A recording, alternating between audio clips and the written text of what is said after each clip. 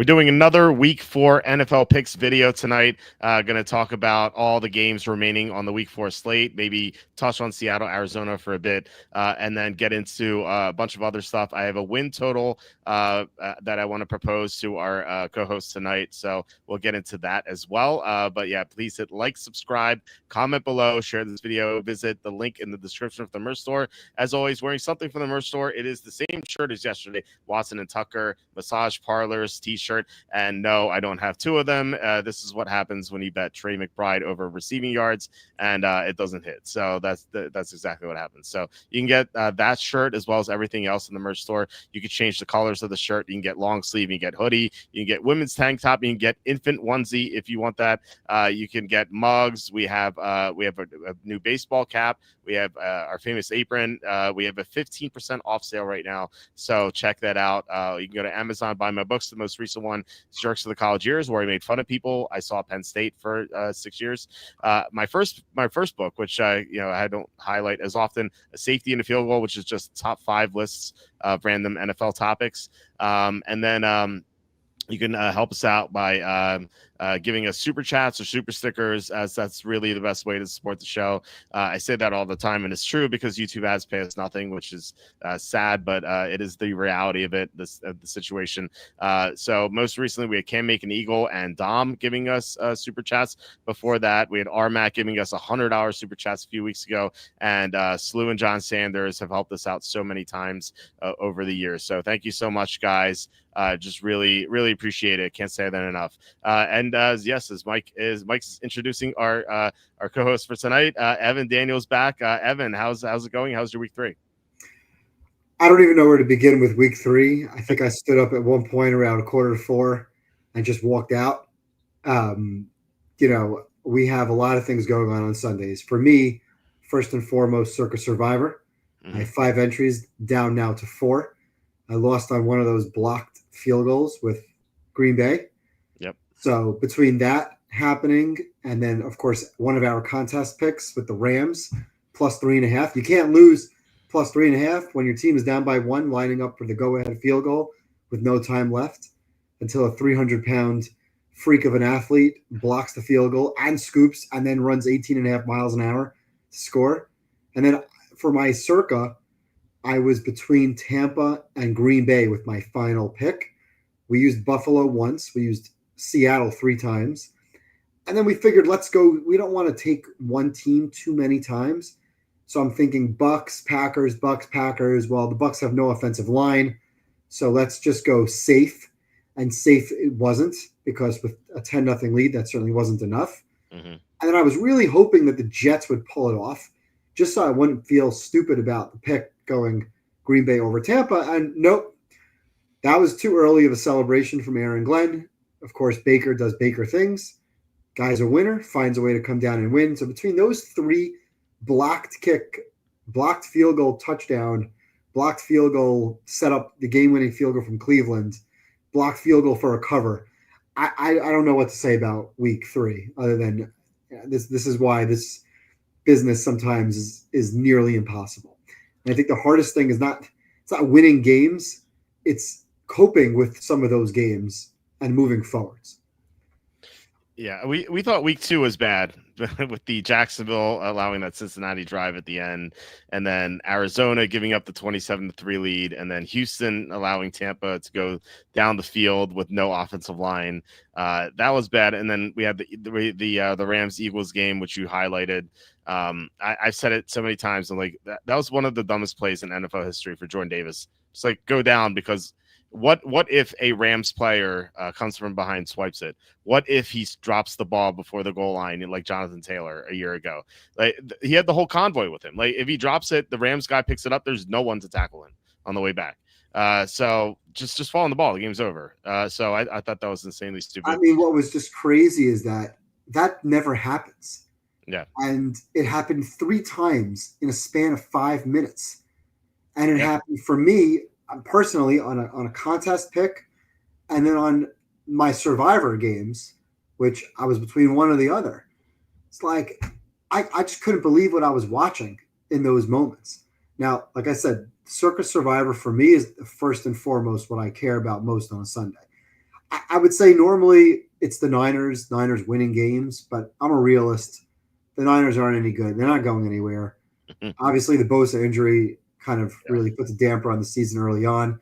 They'll win 10 or 11 games and just be really overrated going into the playoffs. So I care if the Niners win and lose games, but losing those circus survivors, I mean, the saving grace is that now about 30% of the pool is out, and I still have 80% of my entries remaining. So I have still positive equity, but I don't want to lose these circus survivors. I want to get 2 or 3 entries to Thanksgiving and then see where we go.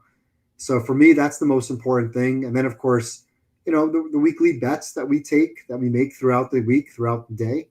And then it's the contest picks. And just to lose, I didn't lose any money on the Rams bet because I'm not betting that game straight. Because we have it as a contest pick. There's no real need for me to bet that game. I don't need additional action on that game. But I think the hardest part is coping with some of these games because a lot of people would lose a bet, right? Think about, I really like that game. We both really liked the Rams last week. You like that bet all day. Yeah. All game, it's money in the bank. You're up 26-7. You almost can't lose.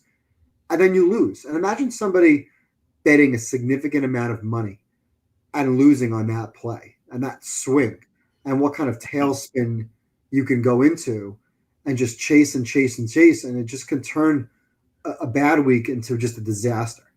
And that's where money management and things like that in this business, if somebody's betting games, if you're betting games for fun, great. Have fun. You're going to win. You're going to lose. Don't take it too seriously. But someone who's playing real action, someone who lives in Vegas or some of these places where there's a sports book, and you're doing this more than as a hobby, you really, really have to take it easy because that's going to happen. It's crazy as it sounds. We watch Bad Beats every Monday night with Scott Van Pelt, and it's every single week I laugh watching some of these losses. You really have to be careful and understand this could happen. It's a sport. It's not a script, even though sometimes it feels like it's fixed. And you just got to be able to move on. So it didn't affect me going forwards, but that was a tough pill to swallow. That Rams loss coupled with the survivor loss on the blocked field goal. Yeah, Slew, fair catch at the 5. That's Sky Moore and poor coaching. So, I mean, we'll talk about the Niners when we get to the Niner-Jaguar game. So let's not waste it right now. Well, well, first of all, like you say, imagine if you bet a lot on the Rams and you got to see them lose. Well, I don't have to imagine because I lived through it, so I did. And the Niners game, first of all, Nick Bosa gets hurt in the first quarter, so yet another injury to a major player in the first quarter. That just, I don't know. It feels like teams need to hire me as like a witch doctor of sorts and just bet the other team so their top player goes down in the first quarter. And then the Sky Moore fair catch. I don't know how you have safety from the 6-yard line. I don't think I've ever seen that before. And I don't even know if the holding penalty was in the end zone. No, it wasn't. It wasn't in the end zone. It was at the 1. They claimed that he let go and then he re-held. Yeah. So the ref didn't call it, but then he realized, oh shoot, I have to call it. So it became in the end zone. And that was another game, by the way, spread-wise. We had that too. Yep. Line's 2.5. You figure they're going to win by a field goal. They have the ball. If he doesn't fair catch, if he lets it go into the end zone like he did on the second go-round, they get the ball at the 20. And maybe there's a better drive. Also, who's calling the plays? They're calling passing plays from the 5-yard line. But, yeah, that's a bad beat. The week before when we lose the Texans, that's a bad beat. The Jacksonville's a bad beat. The Rams is a really bad beat. It's going to happen. I don't want to say it's going to turn around. The only saving grace is, listen, we're on the right sides of a lot of these games, right? You're on the right side. You just got to keep it going. If you're on the right side, you're going to have more bad beats than bad wins. So if we're on the wrong side of all these games, then okay. The goal is for us to go through the games, give some insight really on both sides, and then just try to be on the right side more often than not and let the chips fall. And then take advantage of live betting. So going to tonight, we were talking before during this really, really bad, once again, really horrific Thursday night football game. And the Cardinals looked dead in the water. But you know what I did when it was 20-6? I bet the Cardinals plus 895. Why not? Plus 900. I'm getting Yeah. 9-1 on a team. Yeah, they had 3 yards per play at the time. But I've seen this movie before. Teams with the lead go to sleep. Teams at home will wake up. There's one drive, just comes down to a missed field goal, and then you got a shot. And what did I do when they eventually tied the game? I put Seattle minus 160. They're not paying me to watch the game with a little bonus towards Arizona. I had no business making money in that game. Actually, crazy as it sounds, I wrote the score 23-20. Now, a lot of common scores are 23-20, so I don't get to pat myself on the back that I came up with such a miraculous number. But I had the game tonight, Seattle 23-20. I had Seattle winning by a field goal. I did not have the game being 20-6, so I didn't get the game right. The game script, I did not think Kyler was going to look as bad as he did. But there's ways to make money in game by taking advantage of in-game wagering, and I didn't see why Arizona was 9-1 on the money line early fourth quarter. They're down by 2 scores. Game's not over. Yeah, that's true. Yeah. Think about it that way. Like, it's 1 out of 9 times it's surely going to happen. So, Kevin Kovac with $10 super chat. Thank you so much, Kevin. Really appreciate it. He says, couple unusually bad beats, but on the other hand, some really good detailed calls. There's reason to be optimistic. A lot of football left. Echoing what Evan says, with being on the right side of many of the games. I feel like personally, except for maybe Giants over Washington week 1, that was a really bad call on my part. I can't think of like too many other bad calls I've had this year. Like, I mean, obviously it's still early. It's only been 3 weeks, and week one's a tough one just because you just. Well, I talked you into the Giants last week. That was another bad call. Sorry. Well, it was. I mean, that was close for a while. Well, I didn't know Russell Wilson was going to be attempting field goals with his arm on 2nd, 3rd, and 4th and goal from the 10-yard line. He literally was throwing the ball through the uprights. Yeah, that was ridiculous. Ridiculous. So my bad. We won't be on the Giants again. Right. I guess you could say Redskins over the Packers week 2 on Thursday Night Football. That was another bad one. For me, I took the Cowboys over the Giants week 2, so that was bad. But outside of that, I think those are the 3 bad ones we've had so far. So but you know what? And to that point, I think we've pretty much done pretty well with the futures thus far. Yeah, we're on you can cash Miami under 8.5 and 7.5. We both had the Giants under 5.5, and we talked about that months ago. It's like, look, I thought the Giants were going to be more competitive, but just by product of the schedule, that team's not winning 6 games. So we love the Giants under on the win total. We've been on the Giants as a competitive team and losing, but we're on the Giants under for the season. We're on Miami under for the season. We put some bets in last week on teams not to make the playoffs, which I'm still going to be surprised if we lose those down the road. There's a lot of football left. I would be extremely optimistic. Last week, I had a losing week. Last year, looking through my weekly weeks, I had only 5 losing weeks out of 18 in the regular season, which is pretty good. So there's going to be losing weeks. Lost a little bit last week in week 3. So again, you pull some of those bad beats. It's going to happen. Write it off and move on. Money management discipline is the key. We can know all we know, but bad things, bad beats are going to happen. If you maintain discipline and money management, long term, you'll be fine. Yeah, I'd say Falcons versus Panthers last week too. I don't know why Atlanta's just complete no show. That was completely ridiculous. Just a complete no show for them. But yeah, we'll talk about them as we go through the games. Can make an eagle bet a saver on Cardinals at 15-1 in the fourth quarter. Was 17-1 to get in time. So yeah, it sounds like something that Evan did, but you got 15. Yeah, I saw as high as plus 1330. Okay, but I already had plus 895. I'm like, I'll ride my. I replayed it because when they had the ball down 7 and they got a first down in midfield. I was looking for the hedge. I'm looking like, why is Seattle minus 780 right now, 750? I'm like, you know what? That's insane. I'm going to bet the Cardinals again at like plus 500. Right. So I added to my Cardinal stock, right? And then as soon as they scored, boom, hedged it out, covered the bet, guarantee a profit, and then I just rooted for the Cardinals. And on my win total pool in the Westgate, I have the Cardinals over 8.5, and I have Seattle under, I believe, 7.5. think I have under 7.5. So I was actually rooting for Arizona to win the game just based on those numbers. So otherwise, I don't really care. Yeah, you win money, move on. The game was horrible. Once again, Thursday Night Football doesn't disappoint. It's going to be bad going in, and that's it. Yeah, the Westgate win totals contest, they wouldn't allow me to enter. So they wouldn't allow you to enter? Yeah, because they didn't post the lines yet. So you were there too early. Yeah, they were gonna take my money, even though I couldn't enter. I'd have to fly back. So that's so you have to fly back. Big deal. All right. Well, so that's my wife who would throw out all my stuff on the front lawn. Where's Eagle been? I like that guy. He was here a few days ago. He gave us a super chat, actually. All right, let's get to these games here, and then at the end, I want to run this win total prop by you, which we discussed last night, or no, it was Tuesday night we discussed it, I think. Anyway, we have Vikings at the Steelers, not at the Steelers. It's in Ireland. The line is Vikings -2.5.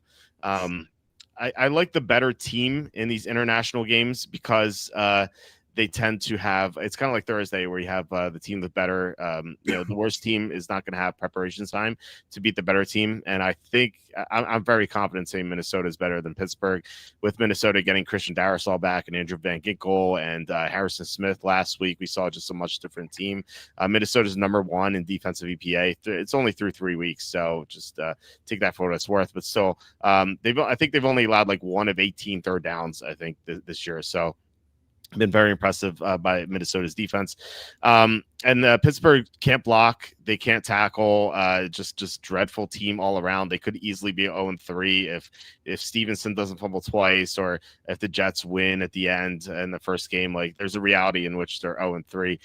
So I think Minnesota's much better. And we saw Aaron Rodgers struggle twice overseas. Obviously last year once as an underdog, but he lost as a big favorite to the Giants too a few years ago. So I like Minnesota a lot here. I'm going to boycott this game, so I'm not going to watch the first half because it's way too early. But what are your thoughts here? Because I'm considering Minnesota for my personal card in the circa. I highlighted Minnesota as a potential pick. I do not like taking these international games. I think there's a lot of weird stuff that happens in the international games that are hard to handicap with the travel. Now going all the way out to Ireland, I've heard that there's a lot of rain there. It doesn't go 3 hours without misting or being misty. I agree with everything you said outside of the international aspect. I agree that Minnesota is the better team. Pittsburgh was favored on the look-ahead line, so that line flipped. I agree with the spread. I don't think there's a lot of value. Now, the spot for me kind of leads me towards Minnesota as well. So they're off the dominant win.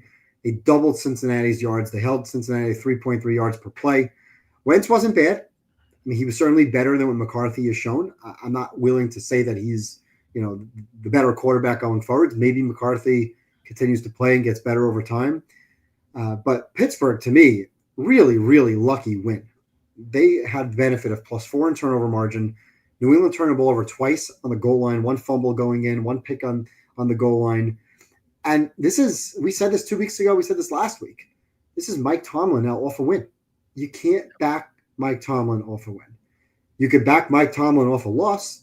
You can't back him off a win. So now, team that's got lucky to win the game in New England, now escaped that game. Now they're excited. They won the game. There's less of a focus. For me, it's Minnesota or pass. They're certainly, I think, the better team, as you mentioned. I think defensively, they'll give Rodgers a little bit of trouble. Rodgers likes to get the ball out quick, right? So he reads the defense, and he's quick with his passes. Now, he doesn't have the receiver talent in Pittsburgh to take advantage of that. But he also is going up against Brian Flores' defense that's going to drop linebackers into coverage. He's going to have to take an extra split second to diagnose what he's seeing, and I think that's going to lead to extra pressure. And when he's pressured, he's not good. He does not want to get touched. As soon as he sees that pressure, the ball is going to go down right at somebody's feet. So I don't see them having an ability to really move the ball. I don't think they'll be able to sustain drives. I don't see that he'll have the time to throw the ball downfield. Now, Minnesota might be a top 10 defense, but their weakness is against the run. But Pittsburgh's not a team that's going to take advantage. So I like Minnesota. Even though I did write it down as a potential pick on the card, I just have a hard time playing some of these international games. If this weren't international, if you put this on a neutral field in America, I would tell you this is a top 5 game for me. Okay. But overseas, I don't know. Again, it's up there. It's definitely a consideration. You could put it down as a maybe, but you get up in the morning and all of a sudden you turn on the TV and these games are just odd. And oh, wait a second, the game now, I forgot it's 9:15, 9:30 in the morning, and there's a game on right now. I just don't like that early start time. So I'm okay passing on it, but I'm also okay considering Minnesota. I absolutely hate it. In fact, I have a T-shirt in the merch store that is "Make Football American Again." I really hate this. I hate these 9:30 start times. Like they're just so bad. Imagine living on the West Coast. Oh yeah, seriously, 6:30 a.m. start time. It's like if you have to make fantasy lineups, you have to wake like 6:15, 6:20. What if you're live betting the Hawaii game at 3 a.m.? Right, exactly. Yeah, it's just so brutal. I don't know. Like these games are never good. I mean, once in a while you have a good game, but like still, they're always like sloppily played. Like it feels like a Thursday night game, and that's why I kind of group them in with Thursday night as far as like the inferior team just having like less of a chance than usual. As long as the superior team is focused, I should say that. My case for Pittsburgh defensively is, again, it's still Carson Wentz, even though it's a better offensive line than what they've shown earlier in the season. It's still Carson Wentz against T.J. Watt, and Joey Porter might be back. And Pittsburgh does have some players. I said last week their defense was going to be better than what it's shown. Now, the defense wasn't great last week. They were opportunistic, but fumbles is a lot of luck. Yeah. So did they create those fumbles? Maybe. Was it just Ramondre Stevenson who can't hold on to the ball? Probably. So I'm not necessarily in love with playing Minnesota in this game. I think they're certainly better. I like them from a defensive perspective. I don't like the Carson Wentz versus TJ Watt factor, and I certainly don't like that it's in Dublin. So if we don't have any other games, it's definitely something to consider. But I think there'll be other games that we can go into. Yeah, I wouldn't be surprised with the Minnesota blow. I really wouldn't. If this game were 31-13, it would not surprise me. Bet the alt minus 13.5 line. You're saying, whatever that number is, it wouldn't surprise me if Pittsburgh just totally laid an egg and Rodgers. They're 2-1. Of course, they're going to lose. They're off of a win, and they don't win games when they're off of a win. Yeah, I'm not waking up for this. I'm taking a stand. I'm done. I'm gonna watch it late. I'm gonna watch it later on replay. I'm not gonna watch it live. Well, I'll watch the second half when I get up. I usually get up at 11 a.m. on Sundays to eventually do my final thoughts and whatnot. So I'm gonna wake up normal time, which is gonna treat it as a non game in the first half, because what usually happens is I go to bed at 6 a.m. because I'm working all night, and like I'll tell my wife who gets up at that time, I'm like, hey, I'm going to take a nap. That's basically what it is. So I don't know. I need more than 2 hours of sleep here. So anyway, the first Sunday game is Eagles at the Buccaneers. This line has gone through 3. It was remember, it was 2.5 on Sunday. Now it's 3.5. So this is kind of like a complete opposite of what we've seen from these two teams when they battled each other past 2 years, where the Eagles were very banged up in the 2 games that they lost in Tampa. Now Tampa's very banged up. They're definitely down 2 linemen. They could be down 3 depending on what happens with Tristan Wirfs. They're definitely down 2 receivers. They could be down 3 depending if Chris Godwin plays. Godwin did not practice today, and I don't even know if he's going to be 100%. He's not going to be 100% even if he plays. And they're also missing Kalijah Kancey. So Tampa has so many injuries. And, they skated by the past 2 weeks. They beat Houston, barely beat Houston at the end. They barely beat the Jets, although there's some kind of craziness in the fourth quarter. But still, now they play a much tougher opponent in the Eagles, who I don't think this is like a revenge game per se, but the Eagles will be more focused here than, maybe they would be normally, coming off that sort of win that they had last week in the comeback, just because maybe Tampa's beaten them twice in a row. I don't know. I'm not really buying into that, but still, the Eagles are the much healthier team. They're the better team. Tampa has a horrible history at home, and playing NFC South teams outside of the division is usually pretty lucrative. So I like the Eagles here, and I think the moving through 3 is a sign of strength here, because the sportsbooks are not concerned about the Sharps coming in on plus 3.5 on Tampa. So I like the Eagles. I don't know if I'm going to bet this one, but if you wanted to put this on the card, I'd definitely be down for it. What are your thoughts on this game? Yeah, I don't think I would put this on the card. I'm on the Eagles side for now. This was the last game that Hurts lost, as where he started and finished a game. Was Yep. Week 4 last year, Tampa Bay. See, my problem in this game is I don't really know who's playing or what to expect on that. I think Wirfs is going to play. It seems that Wirfs is going to play. Whether he's healthy is another question. Certainly, I don't think you're going to get performance out of the receivers, but Baker just makes plays. And there's a backdoor potential from Baker if they're down by 10, if they're down late, that he just makes plays. That guy's a gamer. He makes winning plays.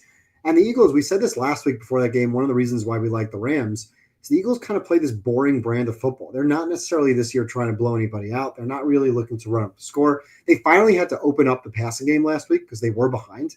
So it was nice to see them actually do something downfield because they've really just become a very boring football team. Drew Brees said it on one of the shows that I was watching this week. It's like the Eagles are just a boring football team. And it's because they don't care about playing a nice brand of football. They just want to win games. They're doing what they need to do to win games and move on. So I can't blame them. They keep winning. So it's not like, you're really lowering them in the power ratings. But when this line goes from 3 to 3.5, now they have to win by a margin against a team that's going to fight, against Baker, who's going to fight. So they're not going to lie down by 10 or down by 13. So it's just not a team that I'm really looking to lay 3.5 points with on the road off of a big comeback win. I don't like the spot there. So,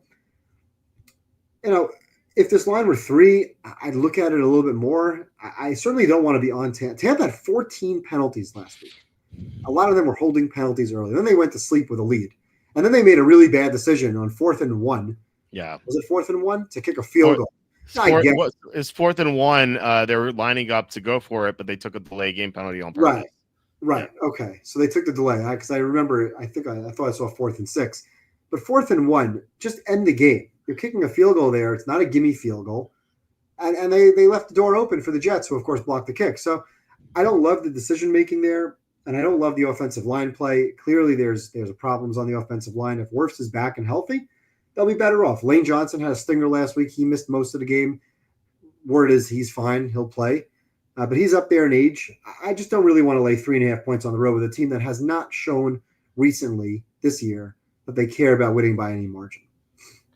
Why would they take a delay game on a field goal? Well, they were trying to draw the Jets offside on 4th and 1. So they were there was like a timeout or something. I don't know if it's a 2-minute warning. I remember there being a timeout. So they had the field goal unit on, and then there was a timeout, and then they brought the offense on. And so they lined up to go for it, but then they just let the clock run out because they were trying to get the Jets to jump offside. And so then there was a 5-yard penalty, and then they moved it 5 yards back, which is, in hindsight, very stupid. John kind of pointing this out because those 5 yards may have led to a lower trajectory on the field goal, which, it was blocked, but still, they call timeout then. Yeah, exactly right. So I don't know. It's or just go for it. Just go for it on 4th and 1. I want to end the game on my terms. Yeah. I have 4th and 1. Let me pick up a yard. Yeah, I feel the same way. Just end the game. It's like 4th and 5, like Jacksonville had. Like, yeah, that's tougher. But 4th and 1 should be very easy. When you're the better team and you're playing a team that's horrible against the run. So. Anyway, and the Bucks have been kind of playing with fire. Really, all 3 games they could have lost all 3 of those games. And this kind of, I don't want to say, there's regression coming, because every single year now for the last few years, we've seen these teams. Last year, Minnesota. We're waiting for Darnold to forget how to play. This year, we may talk about Daniel Jones is going to forget how to play. Mm-hmm. Maybe Tampa's just finding ways to win because Baker's a winner, right? He's a good player. He wins games. He knows how to win these close games. So I'm not really willing to throw them away right now. And I just don't want to be laying 3.5 with a road team that doesn't really care against a team that's going to try. I'm on the Eagles side. I can be talked out of it, but this is not a contest pick. Yeah. I don't think so either. Cameron Eagle says Tampa has beaten 3 teams that are 1-8 combined, stepping up in class. That's certainly true.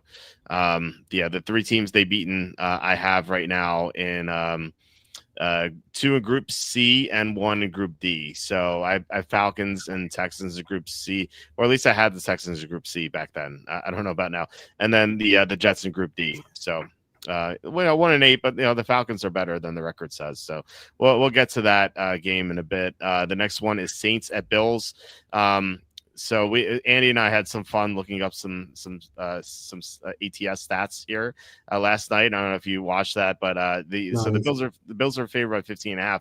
So we were looking up how teams have done when favored by more than 2 touchdowns in the first 5 weeks of the season. And since 2010, and I like going back to 2010 because that's when the lockout happened and like teams changed their practice schedules and stuff like that, which I think really hurt the inferior teams. So since that year, no, this is not a big sample size, but I'm going to tell you why I think this is important.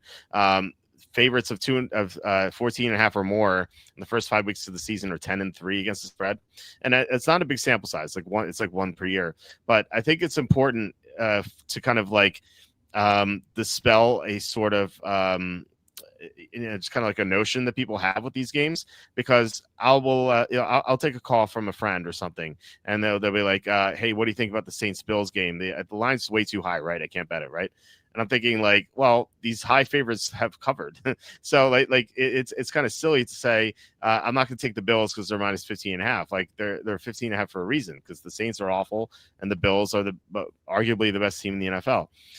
So I think this line should be higher even. I think I made it like 17. So I like the Bills here. You get to fade one of the worst quarterbacks in the NFL against a good defense, and we'll see if Milano and Ed Oliver play. I think that's obviously a huge deal. I didn't check the injury report today. I'll look that up right now. No, I will definitely be on the Bills. My unit count will depend on if these guys play. Now I'm seeing DMP for both of them on both days, so that's not encouraging. So that could allow the Saints to get a backdoor cover with Kamara. So that's something to watch out for. But if both guys end up playing, then I would like the Bills and maybe put them on the card. But if they're both out, I think I'd still be on the Bills, but I don't know if I'd bet the game. So what are your thoughts here? Yeah, I would be on the Bills, but I wouldn't put this as a contest pick. I don't really have a strong opinion about laying 15.5, 16 points, whether Milano and Ed Oliver played regardless. The Bills have not been great defensively against the rush. Granted, they did give up, crazy amount of yardage to Henry and Lamar in week 1. Achane was pretty good last week. I was disappointing last week.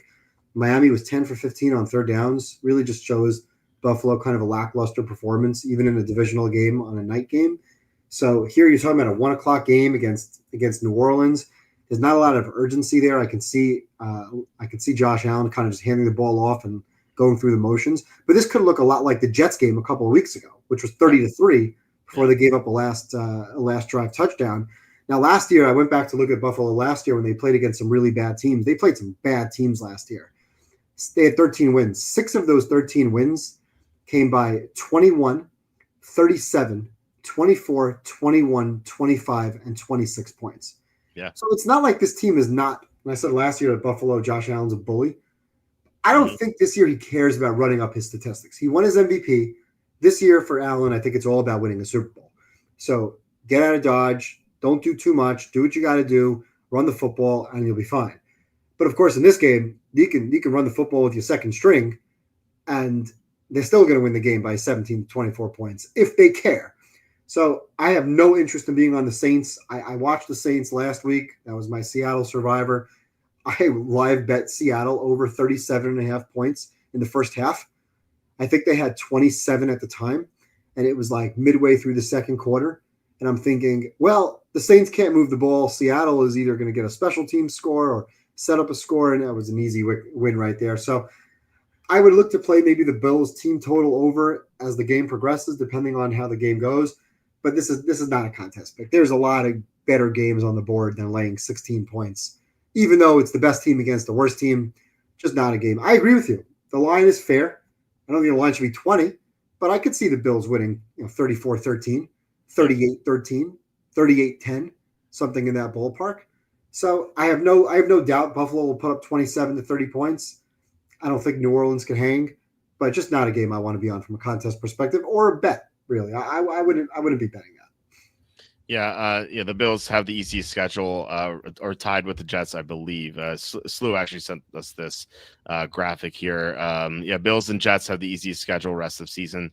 That's there are going to be more blowouts to come. This is yeah, like you said, they are a bully team. They sit on bad teams. That's what they do. And yeah, it didn't happen Thursday night, but it did happen in week 2 against the Jets. So I thought, maybe that Thursday game was like really no prep time, because if they chose the Jets game as the one they're going to focus on, maybe they just wouldn't have a great game plan for Miami. So although they did miss Milano and Oliver, but still, I think the Bills are the right side, even if those guys don't play, which it doesn't sound like they will. So I am considering it for the contest, but there are some other games I like too. So, all right, next game is Panthers at the Patriots. This line is Patriots -5.5. Kind of, sort of. This line is kind of reminiscent of the Week 1 Panthers game where they played at Jacksonville. The line was like, I think it closed 4.5. So this is the same, like Carolina at a slightly better. Not, I don't know to say slightly better team, but like the Panthers being a Group F team at a Group D team, where the Group D team is favored by in that Vegas zone range, 4.5 to 5.5. So I like the Patriots here. I think they played better than their record indicates. Maybe not week 1, but last week they outgained the Steelers by 160 yards, but they had those 4 fumbles, which, they're so fluky. And given that they just happened, I feel like they're going to stress ball security. So I don't really necessarily see that happening again. The Panthers coming off that 30-0 win just seems like a great time to sell high on them. I don't know how high that is, basically, because they only had like 200 yards of offense in that game. It's all like Atlanta just being unfocused and stuff like that. But still, you have a horrible team coming off a win. Seems like a great fade opportunity. And this line, like, seems high. I think like the public might think this line like seems high. I was hoping for a lower line just because of the results from last week, but it seems like the books don't want you to take New England here. They want you to take Carolina. Not that like really factors into my decision. I just think that it's kind of interesting. So I like the Patriots quite a bit. What are your thoughts here? Yeah, this is going to be boring because I have now agreed with you 5 times in a row. There we go. I don't need to repeat everything you just said because you nailed it. I mean, it's a terrible spot. And it's a team that's going to have stress ball security, which is why they lost last week, against a team that's celebrating the fact they had 224 yards of total offense. Let's be fair. They didn't do anything. Right. If you watch that game, and if you didn't, I would urge you to go back and watch some Penix highlights, because that was as bad as a quarterback can play. I have not seen a quarterback play that poorly. I mean, outside of watching Tua a couple of times a year, and maybe like a Curtis Painter back in the day, but you can't play the position any worse. He could have thrown 5 or 6 picks in that game. He was throwing lob screen passes that were just giving away points. So, and Carolina, they did nothing. Now also there's injuries on Carolina. Tet McMillan was missing practice time this week with a calf, although I did see he practiced today. Maybe there's a little bit of a, when the rookie is missing practice time, that's not a vet maintenance day on a Wednesday. There's something going on. If he's got a calf injury and he's less than 100%, he's really their only offensive threat in the game. New England, I was impressed with New England. I went back and that was the first game I rewatched because there's 9 games on at 1 o'clock. That game didn't make the wall. That game was on an iPad. So that was the first game I rewatched. And I'm thinking, wow, as much as I don't like Drake May, he actually wasn't so bad in the game. They picked up 4 out of 5 fourth downs. They did not get the last one, a 4th and 1 on the last drive. And really just the turnovers just killed them. So, and for the season, Carolina's number 30 yards per play. Now, New England's not much better, but New England is number 2 versus the run. They've been pretty good defensively against yards per carry. And Carolina is number 30 versus the run.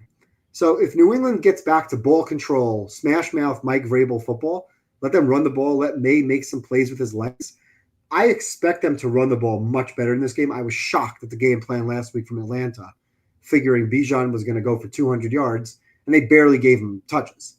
It was all Penix dropping back, 7-step drop, not even moving his feet, throwing the ball off his back foot into coverage time after time. I think May will have a really nice game.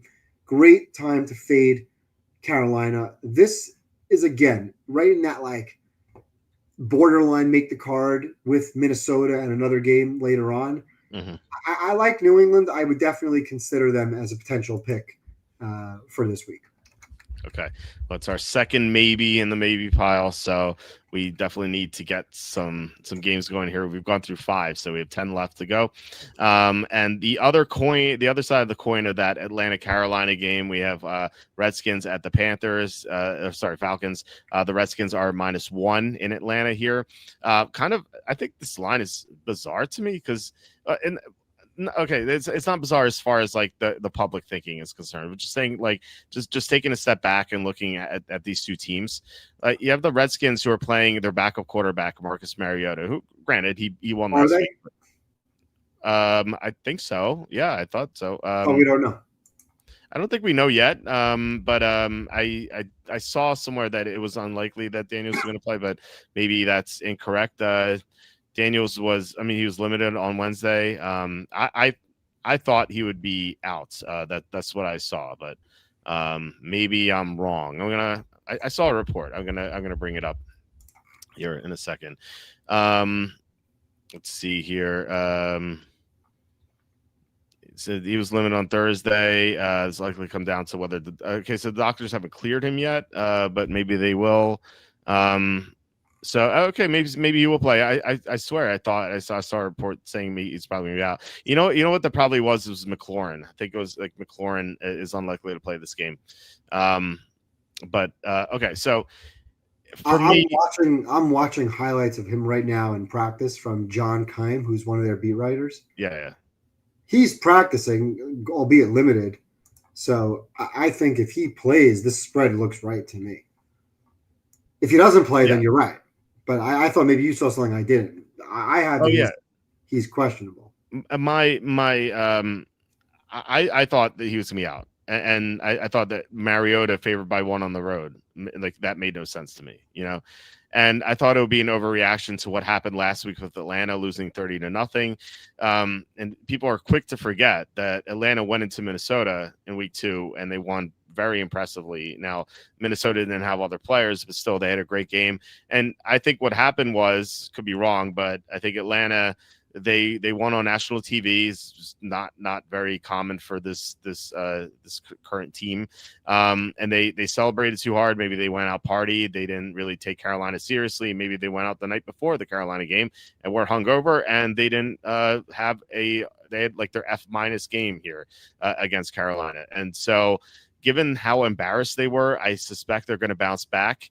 And whenever my rule with backup quarterbacks is when you have a backup quarterback on a good team, I think you bet them unless they're playing a top 10 defense. And Atlanta right now is top 10 in defensive EPA. Their defense has been pretty impressive this year. I like Atlanta here if Mariota plays. With Daniels, it's a little sketchy because we don't know if he's 100%.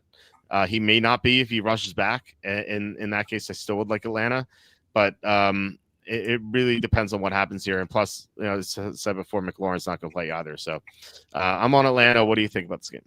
Well, we get our first disagreement, but it's not a real disagreement because if Mariota plays, then I think the line is wrong. Falcons should be favored by 2, not the other way around. Yeah. If Jaden plays, then the Redskins should be favored by a point, maybe 2 points. And the only thing I'll say is the spot screams Atlanta.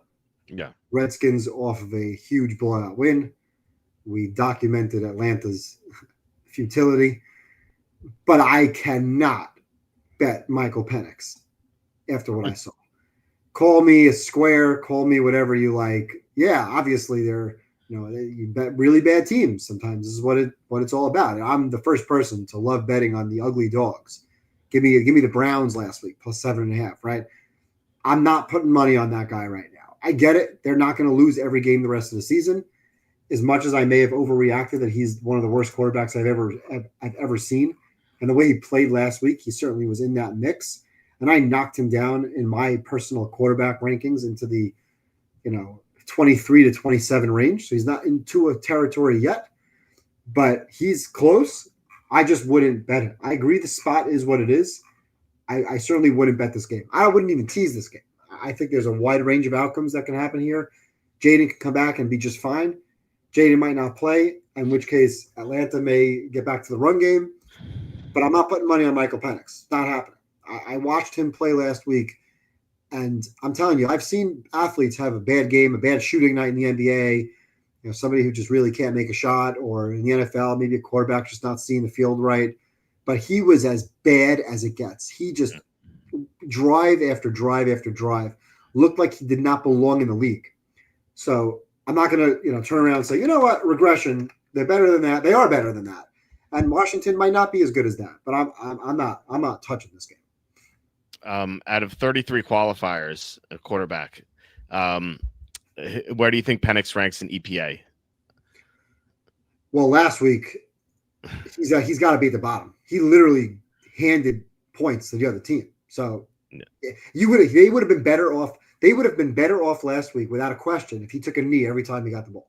The Bobby Boucher offense. I love that. He could have taken a knee, either hand the ball off to Bijan or taken a knee, and they would have been relatively competitive in the game.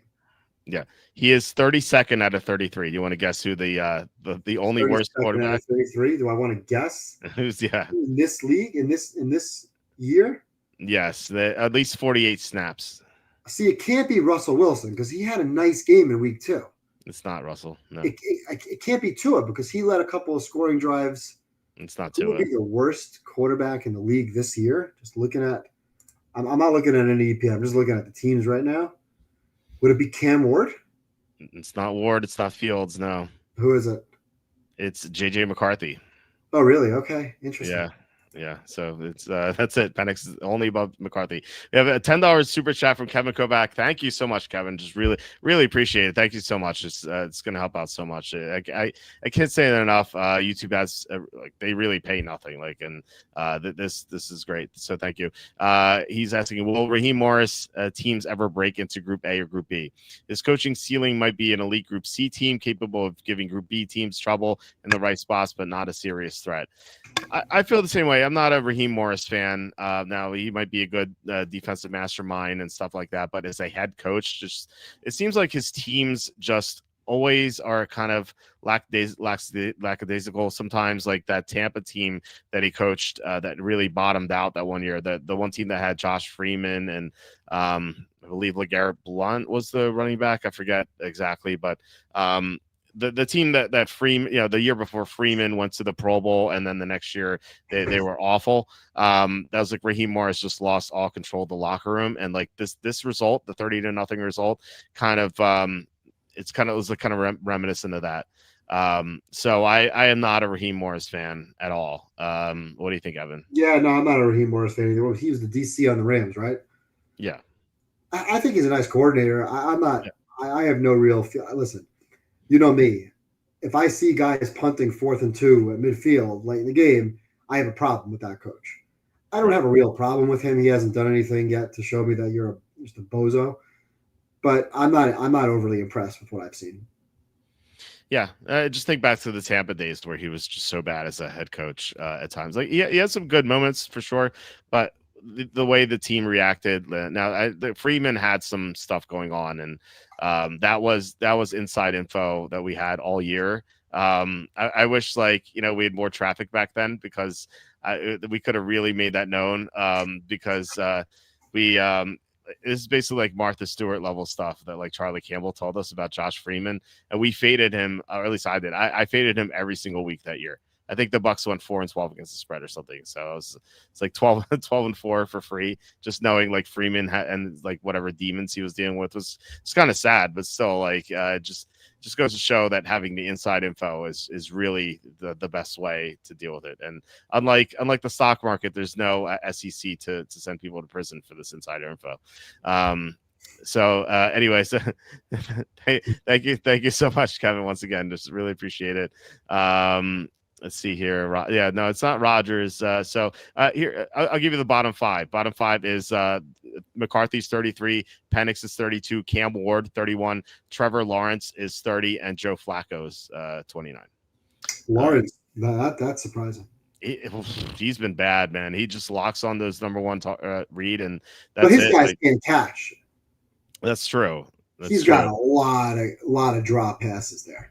That is true. A lot of drop passes, like 5 or 6 a game. Yeah. Big time drops. So that's really not on Lawrence. Well, I don't think the EPA not think in the there. EPA measures that. It's not like it's not based on like stats and stuff like that. Just how they play, and like he's thrown a lot of bad picks too. And think about the defenses he's played. Not last week, but week 1 against Carolina, week 2 against Cincinnati, and like he just didn't look very good in those games. So I don't think that really bodes well. I have a I think my Jaguars divisional bet is plus 480. And it's a good number, but I'm not confident in it. Like I know they're one game back of the Colts, but still. Do NFL players really go out before Sunday? I don't believe it. I bet they do. I don't know. I have no idea. I just make that up, but I don't know. Maybe they drank in a lot in the hotel room. Some coaches orgs clearly run a tighter program. Overall, teams in Group A are tight and buttoned up, focused. They'll fall easily to the look-ahead games. Matt LaFleur versus the Cowboys come to mind. Yeah, no, it's yeah. I mean, the great teams, they're going to be focused and stuff like that. It just comes with it. Like, yeah, generally, like the elite teams aren't going to be looking ahead as often. It can happen sometimes, but yeah, I think less often than not. So, yeah. Anyway, let's go to the next game here. Which is, and we had a first disagreement, which is funny. Browns at the Lions here. The Lions are either -9.5 or 10, depending on where you look. I'm pretty conflicted in this game. I kind of wonder if you really like this one on either side. I don't really, because I could really make a good argument for either side. I think for if you want to make an argument for Cleveland, is that Detroit had just had a big win on national TV. They're playing on one fewer day of rest, and Cleveland has a great defense that should be able to keep things close. And they're going to be able to stop the run. They just held Josh Jacobs to like 30 rushing yards. So if Detroit can't run, Jared Goff turns into a pumpkin sometimes. So that would be my argument for Cleveland. But with Detroit, they just look so good. Their defensive line was so awesome against Lamar Jackson. I think they could give the Browns problems if the Browns are missing Jack Conklin again.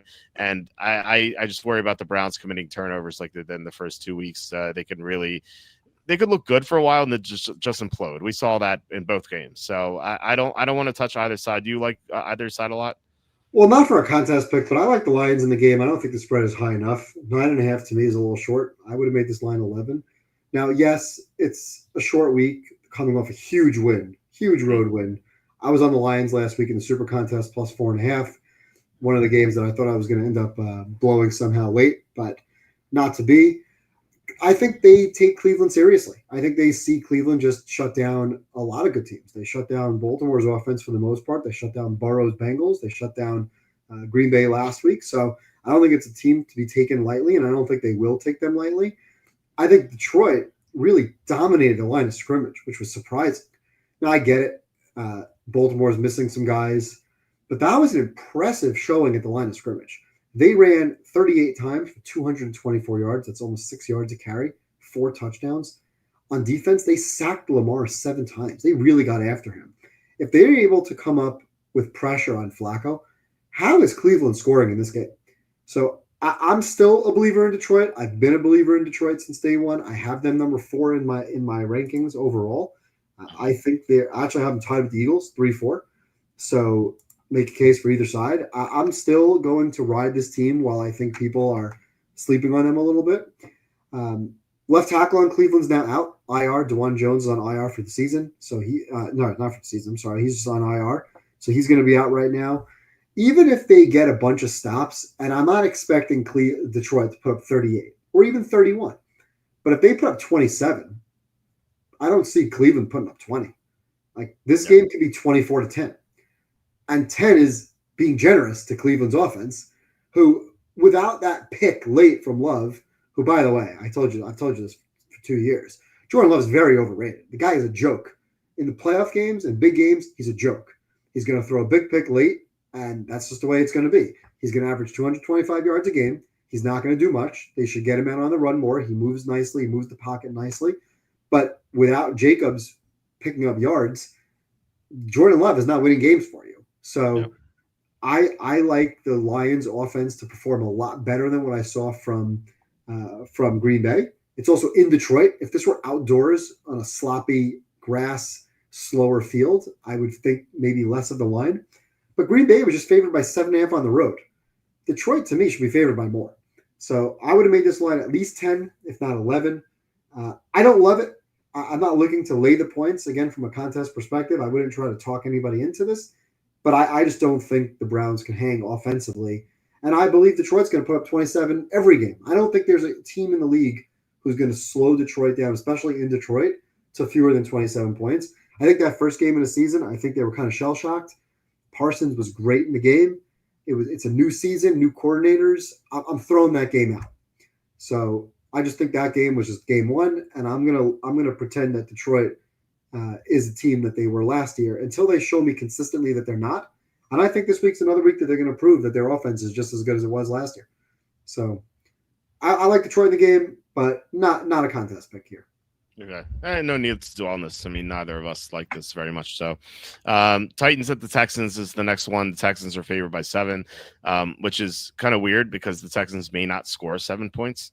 They in 3 games this year, they've scored 19, 9, and 10.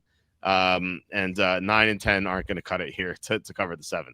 If they get 19, maybe they get there like 19-7, 19-10, something like that. But if it's like 19-10, Cam Ward can maybe get a backdoor field goal or a touchdown to cover the spread. I think this line's way too high for given how bad Houston is. Houston can't block at all. Their offensive line is so dreadful. Like Stroud doesn't have a chance. And I know Tennessee's defense isn't very good, but they at least have some players up front who could maybe the Jeffrey Simmons, for example, Tavondre Sweat if he comes back from injury.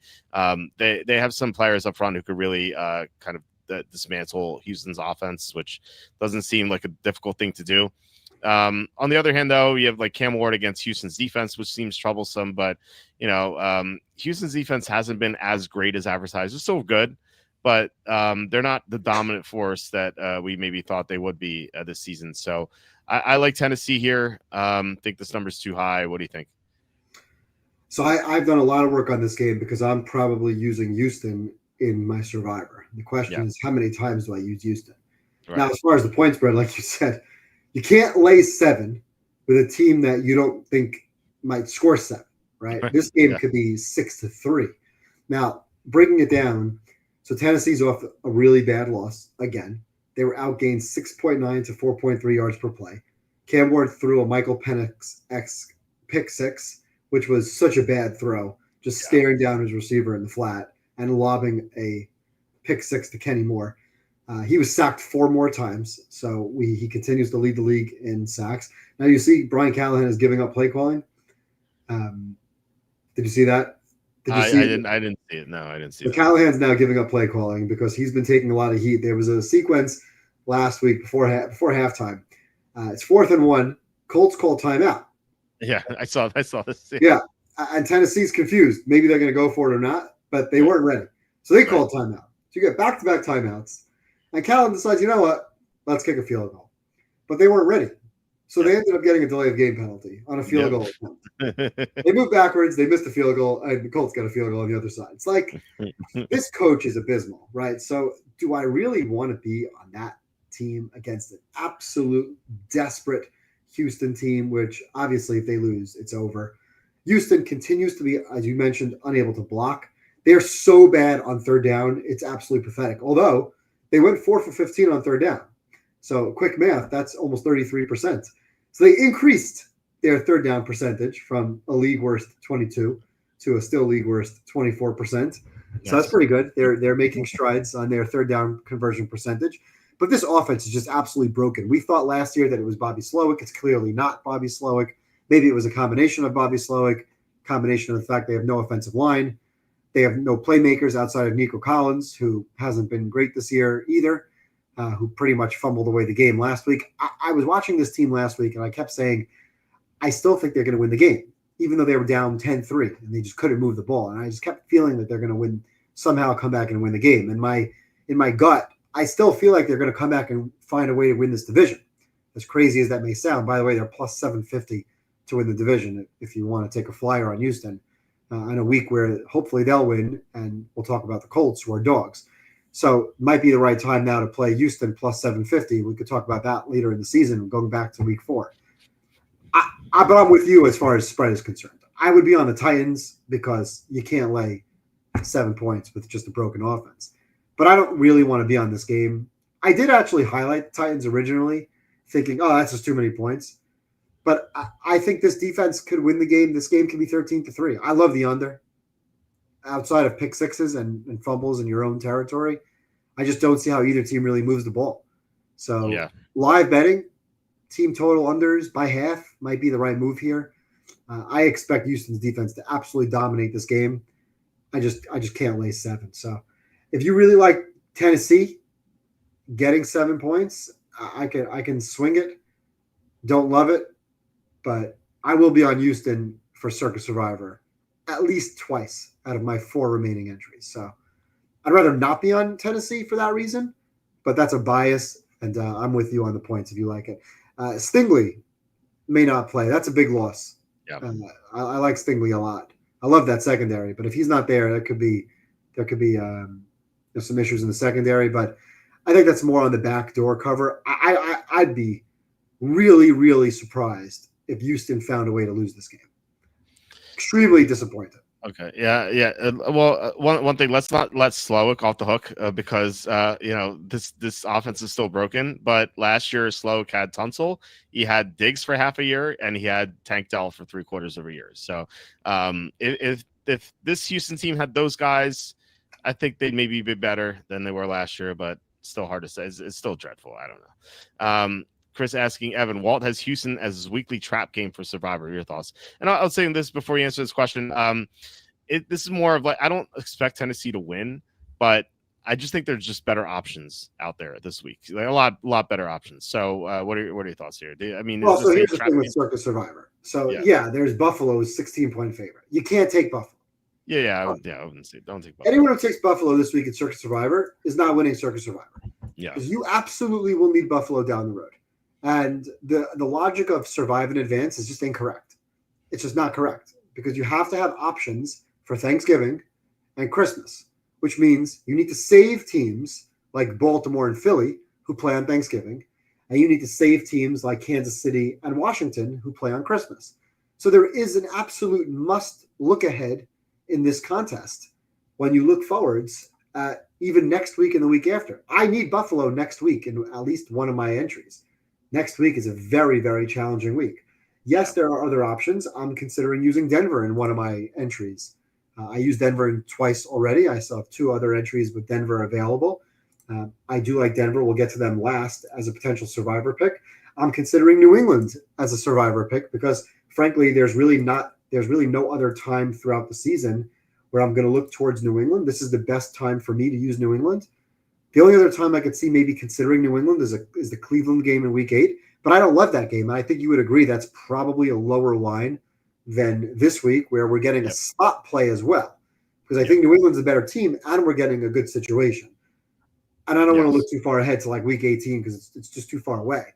So there are teams that I'm going to try to sneak away because there's no other time to use them. Last week, there were better teams to use on the board than Seattle, like Buffalo again. But Seattle was the right pick because Seattle, you're not going to play Seattle that much more. So Houston, if you look through the Houston schedule, this is the only time for the remainder of the season, barring injury, that they will be favored by 7 or more points. Mm-hmm. At least right now. Right? If you make the line every single game going forwards, they're probably not favored by more than 4.5 points in any week of the season. If they're favored by 6.5, 7 at home against Tennessee, they're not getting there against anybody else. Maybe the Raiders down the road, Arizona, if they turn things around. Otherwise, they're less than a 3-point favorite. So you really need to plan ahead to maintain options and utilize at least 20 teams when it's the right situation. So, yeah, it may be a trap, and we may like Tennessee plus 7. And last year, by the way, Houston lost as an 8-point favorite to Tennessee. Yep. So, but you have to take those risks. No one's handing out $18.7 million because you're going to get to pick a 15-point favorite every single week. It just doesn't work that way. And the logic of survive and advance doesn't work either. There's 18,000 people in Survivor. Somebody's going all the way. You're playing against yourself. So you're not playing against a field of 100 people that are down to 20 or down to 10 or whatever it is. If that were the case, then I agree with you. We take Buffalo and move on. But in a league where you know you have to go 20-0, you have to take these chances. And this is the time to take Houston, whether it's a trap or not. So I got to live with the results. Do I take it 4 out of 4 entries? No, because that's just stupid. So I'm taking twice, maybe even a third time, and I'll live with the results. And I know what I'm getting myself into. This team can't block and they can't score. So shame on me on Monday morning when I look back and say, why did I take a team that I'm predicting is going to have 13 points? Well, because I'm predicting the other team's going to have 6. So you got to go with it. It is what it is. It's you make great points there, but my pushback is that you don't have to take every team. Like there should be a certain number of teams where you're just like, oh, they're just that bad where I don't want to take them. And for me, I think that level would be like the Group D teams. Well, how many And teams do you have in Group D and F? so that's the interesting thing is that you need 18 picks, right? 20. No, you need nine. You need Oh yeah, 20. you need 20. You need 20, right? Okay, you need 20. So right now in A, B, and C have 18 teams. So you would need 2 teams from Group D. But you have to think about it because, yes, I hear what you're saying, and I'm sorry to cut you off on this. You have to look at Thanksgiving and Christmas first because the teams that play on Thanksgiving, the Ravens, who are playing Cincinnati, and Philly, who's playing home against Chicago, unless you want to say, all right, I'm going to save Detroit, which is an option as well, home against Green Bay, and then you can't use Kansas City because they're a Christmas team. So you have 3 options on Thanksgiving: Detroit, Baltimore, Philly. What happens if Goff gets hurt the week before? So they're out, right? What happens if Lamar has a stomach virus the day before, 2 days before? They're out. Yeah. What if Hurts is not playing or Saquon gets hurt? Maybe they're out. You have to have those 3 teams as options on Thanksgiving, which means throughout weeks 1 through 11, you can't touch those teams. It doesn't work. And even if you have 5 entries, which I have, one of my entries is now out. So my entry number 5, which burned Jacksonville in week 1, I loved having that Jacksonville burn. They're not a team I want to pick. Yep. In entry 4, I burned Dallas. That's great. That's a great entry. In entry 2, I burned Cincinnati. So I'm in business for entry 2. Now, entry 3, I burned the Ravens. Bad move. That was a safe entry, safe pick for that particular week.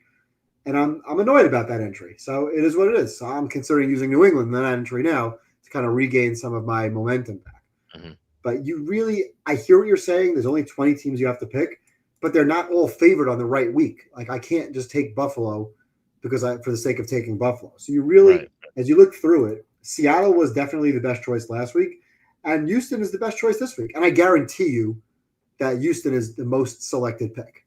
I can pretty much tell you with a very high level of confidence the percentage of breakdown in Circa Survivor.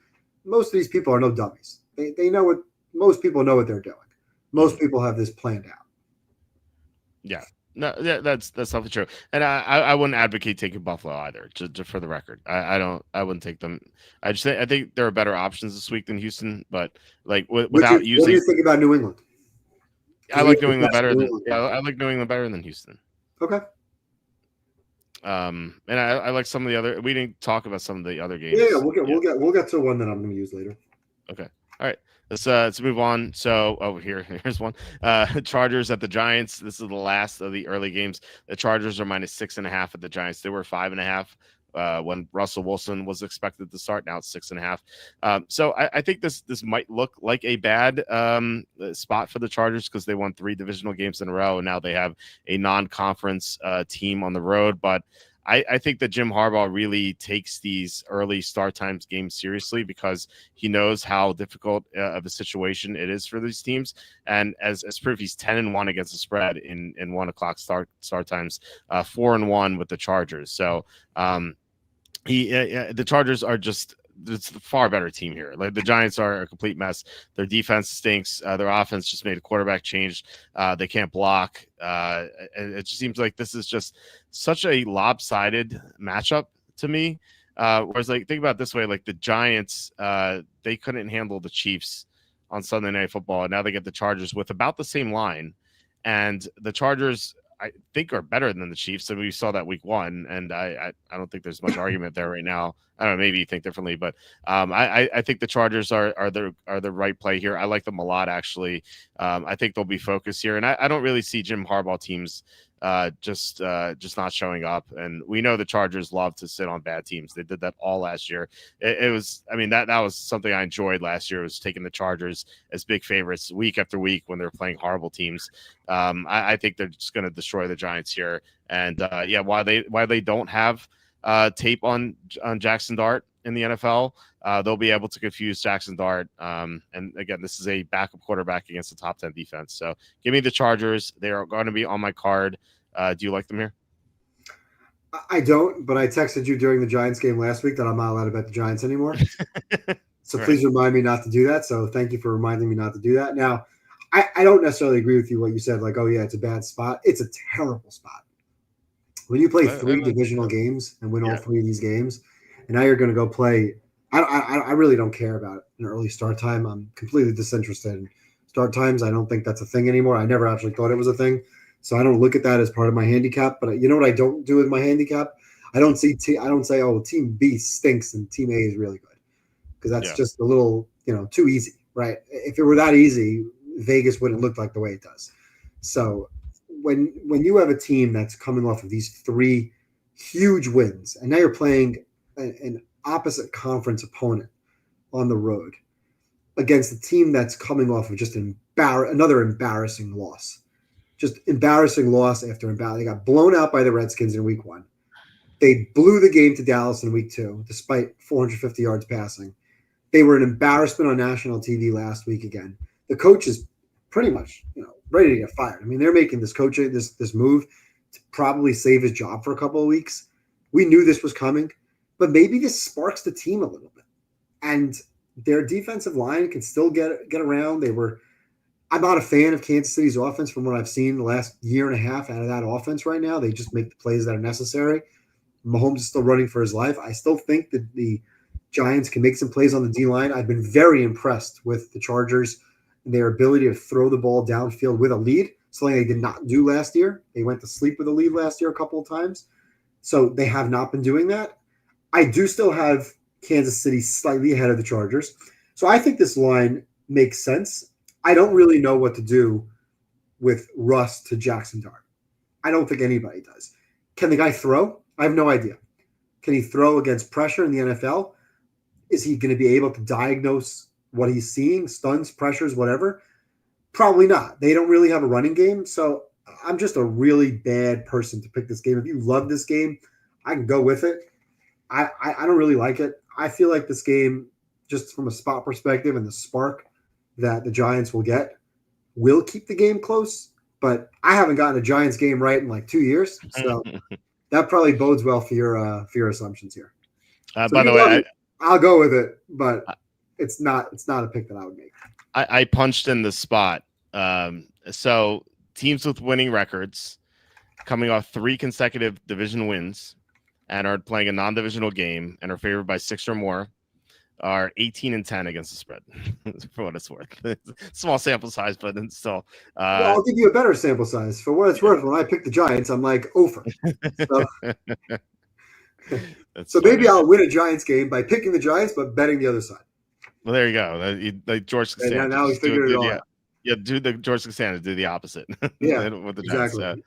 Yeah. No, I just don't like the game, but you make a good point, and I just don't know what to expect. Okay, Luke, working from home, how to look away. Is anyone concerned about the Green Bay questionable list this week, or is it all Q's going to play regardless? Well, we'll take a look at it when we look at that game. We'll get to it. So, all right, we get to your San Francisco 49ers hosting the Jaguars. The Niners are -3.5. Nick Bosa's out, of course. Sounds like Brock Purdy is going to play. We don't really know yet, but he is practicing, and I think Kyle Shanahan said he looks good. Not that like anything Kyle Shanahan says can be believed at this point, but still. What'd you say? I'm sure he looks fantastic. Yeah, right. Exactly. Yeah, you can't trust what Shanahan says at all. The Niners, this is a bad spot. I think they're coming off 3 wins. They're 3-0. And next week, they have the Rams, the arch rival Rams, in 4 days. Yeah, short week. So this is a very rough spot. But at the same time, like Trevor Lawrence, he just sucks, man. He's so bad. It's so tough to back him at this stupid Jaguar team. It really should be 3-0 right now if they didn't blow that lead against the Bengals. It's kind of hard to believe they could be 3-0 right now. But at the same time, they played the Panthers, Group F team, the Bengals without Joe Burrow, and then last week a Houston team that were all Group D or Group F teams here for the Jaguars. So kind of a paper tiger for a 2-1 or paper Jaguar, I guess. I still think the Jaguars are the right side here. You know, and I'm pretty confident you're gonna like the Jaguars too, because you always say that like Niners, when favored by more than 3, they'll just do enough to win, and they'll win like 20-19 or 23-20 or something, and the Jaguars will cover the 3.5. So am I right? Do you like the Jaguars? You're 100% right. I like the Jaguars a lot. I am going to be very surprised if this line doesn't move to 3. I've seen already a bunch of 3s popping up. I actually didn't write down the circle line, so I'm doing that right now. It is. It doesn't make changes from the super contest. So it's 3.5. 3.5. Yeah, it's 3.5 locked in here, and it's 3 on. I think what is it? DraftKings here has a 3. South Point's got a 3. Hard Rock Casino's got a 3. There's a bunch of 3s out there if you shop around. So I think this line is more of a 3-point spread. I think the Niners will win the game by 3. They'll find a way to win by 3, or they'll blow the game. Lawrence has been bad. We know that. You mentioned the EPA numbers before. I'm surprised they're that bad. But if Purdy, he can look great. You know who looked great in the preseason? Jake Moody. You know who's not on the team anymore? Jake Moody. You know, still will kick field goals is Kyle Shanahan. Right? He's still going to punt 4th and 2 with a 3-point lead late in the game instead of going for that 4th and 2 and ending the game. So I think the Jags are alive. I would like to believe the Niners will continue to win, but without Bosa, that's just such a bad loss. Like, they really don't have a pass rush right now. Bosa is such a leader on the team. It's just such a huge punch in the gut for the defense. They still have Fred. Secondary's played better, not well, but better. I think the Jags are an absolute live team to win this game. So you're giving me 3.5, no brainer. I mean, this is probably my number 2 game of the week, and this is not the anti-Niner bias talking.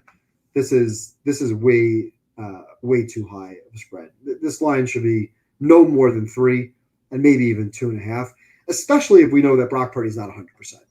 He's either not playing. I think he's going to play. I think he's going to play more because Mac Jones is banged up. But he's less than 100%. Shanahan's too conservative. You know, the play calling is a disaster. Last week, we talked about when they fair caught the ball on the 5-yard line. He's throwing passes with Mac Jones. The first down pass before the holding was almost picked.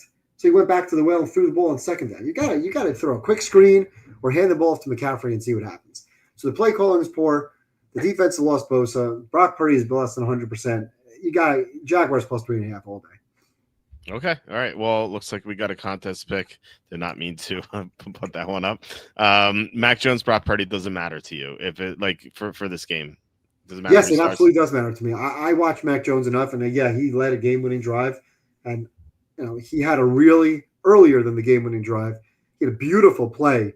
Credit to Shanahan going 4th and 2, throwing the ball down the sidelines to Ricky Pearsall. It was a beautiful pass, great catch to convert, and led to the go-ahead touchdown before they gave up the touchdown the following drive. Mac Jones is not an NFL quarterback. He's a backup quarterback. Purdy is an average NFL quarterback. There is a big difference. I make a 4-point adjustment from Purdy to Mac Jones in my power ratings. I have the Niners as right now. What is this here? I have the Niners as number 11 in the league as a +2, tied with the Redskins. If I take Purdy out of the mix, I have them down with like New England, Atlanta. Oh, wow. Well, this is, of course, without Bosa, without Kittle, Ayuk. So there's a lot of adjustments that are made. I mean, I docked them a point for Bosa. I had them at number 10, and I docked a point for Bosa. And it might not even be enough. Because we've seen what guys like Parsons, what guys like Myles Garrett mean to the team. It's very hard to quantify to a spread what they really mean because they just add so much to the overall defense. There's only a few guys in the league that really make that kind of an impact. Parsons, Garrett, TJ Watt, Aiden Hutchinson, Max Crosby. These are guys that just change the game because they'll get you 2 or 3 pressures, maybe 1 or 2 sacks or create sacks for others that just change the game. We saw Nick Bosa ended 2 games by strip sack fumbles to literally end a game. So you can't quantify what they're worth here. But it's not just about them winning this game. They got to cover. They don't care to cover. We know that they don't care to cover. Right. We know with a lead they're going to sleep on it. Now listen, we liked Jacksonville 2 weeks ago against Cincinnati, and somehow they didn't cover. Could the Niners be down by 3 and win the game by 4? Sure. Can they be up by 7 and hold on? Absolutely. But I love the 3.5. I think this is easily a 60 to 70% play, and that's really what we're looking for here. Yes. I downgraded the Niners from Group B to Group C without Bosa. I think that might be unfair because Group C is a below average, right? So you have them as a below average team. No. Group C is actually average. Okay. All right. Although Michael Williams did play very well last week. He had 6 pressures, which was pretty impressive. He had a bad week. The offense that they played against. Well, yeah, that's true. Yeah, no Paris Johnson. 3 yards per play tonight at home. Yeah, that's true. But 6 pressures is still pretty good. It's better than week 1. Week 1 he was bad. So anyway, Colts at the Rams. This line is Rams minus 3.5. I came into this week liking the Colts, but Andy kind of talked me into maybe going with the Rams this week. The Colts they're 3-0, but you know, they played a little sketchy competition so far. Their weeks 1 and 3 games were against the Dolphins and the Titans. And week 2, while beating the Broncos may look good, like they were trailing for most of that game. And it was Sean Payton weeks 1 and 2. So it wasn't quite the Denver team that we're going to see the rest of the season. But then again, like the Rams, they have to play Thursday night too. This is the other end of that perspective with the Niners. So the Rams could be caught looking ahead, although I think less so than the Niners, given that the Colts are 3-0 and the Rams are coming off that brutal loss on that blocked field goal. So I leaned Colts plus 3.5. I'm not really going to bet this game. Do you have a strong conviction here? Because I really don't. Well, I loved it. I really – I don't know if I love this game, love aside. I think this game is a fascinating game. So I really wanted to break this game down a little bit more. So look at the spot. Colts obviously off a blowout win. Not a good spot for them. Rams blown game. Better spot for them. You mentioned the Thursday night. So I'm not sure how much that really makes a difference. We've talked about that a few times. It seems not to matter because these Thursday night games are just completely hit or miss. I really like what I'm seeing from the Colts. Kind of this year's Vikings team. Last week, dominated Tennessee. 6.9 to 4.3 yards per play is massive.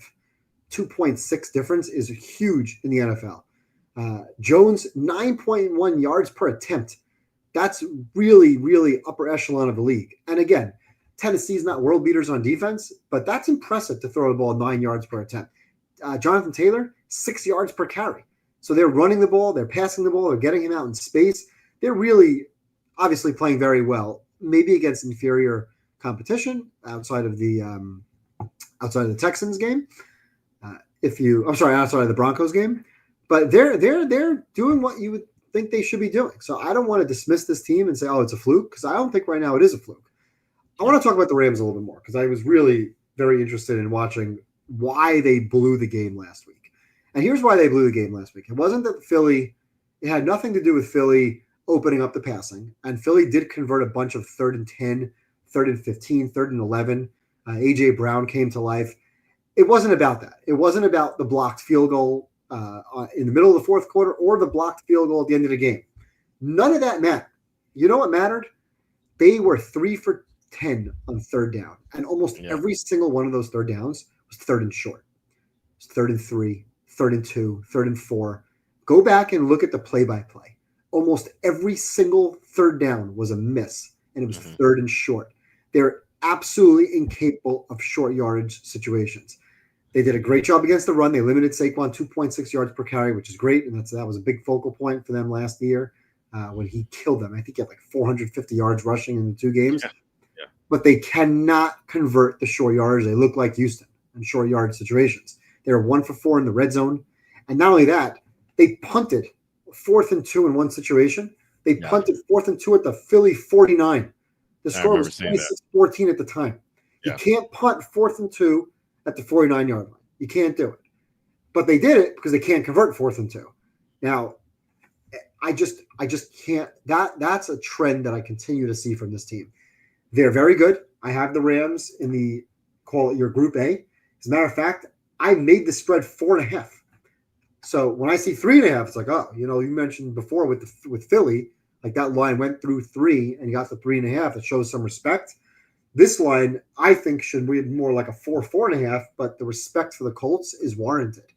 I like the Colts. I like getting the points. I think the Rams will win. I think the Rams will find a way, despite the situation of going into the San Francisco game on Thursday night. I think the Rams will find a way to win, and maybe this is the Daniel Jones lays an egg game against a solid defense. But I think this is a very close game. I would not be surprised if the Colts found a way to win. I certainly wouldn't be surprised if they had a lead and forced the Rams to come back. I do not like what I'm seeing in short yardage. I think the Colts could win the line of scrimmage. There's one thing that I watched. You're watching the game, and especially when there's 9 games on, right? I have 8 of the games on my wall and then one iPad. And I'm watching it was one of my big screen TVs, and it's like every time the Eagles are returning a kick, they're muffing the kick. It's like they're fumbling the ball. It's like, what the hell is going on here? And we're just like laughing at it time and time again. So when I have my little Game Pass NFL Films website, and I've never put in a kicker before. Mm-hmm. I've never watched film to break down the kicks.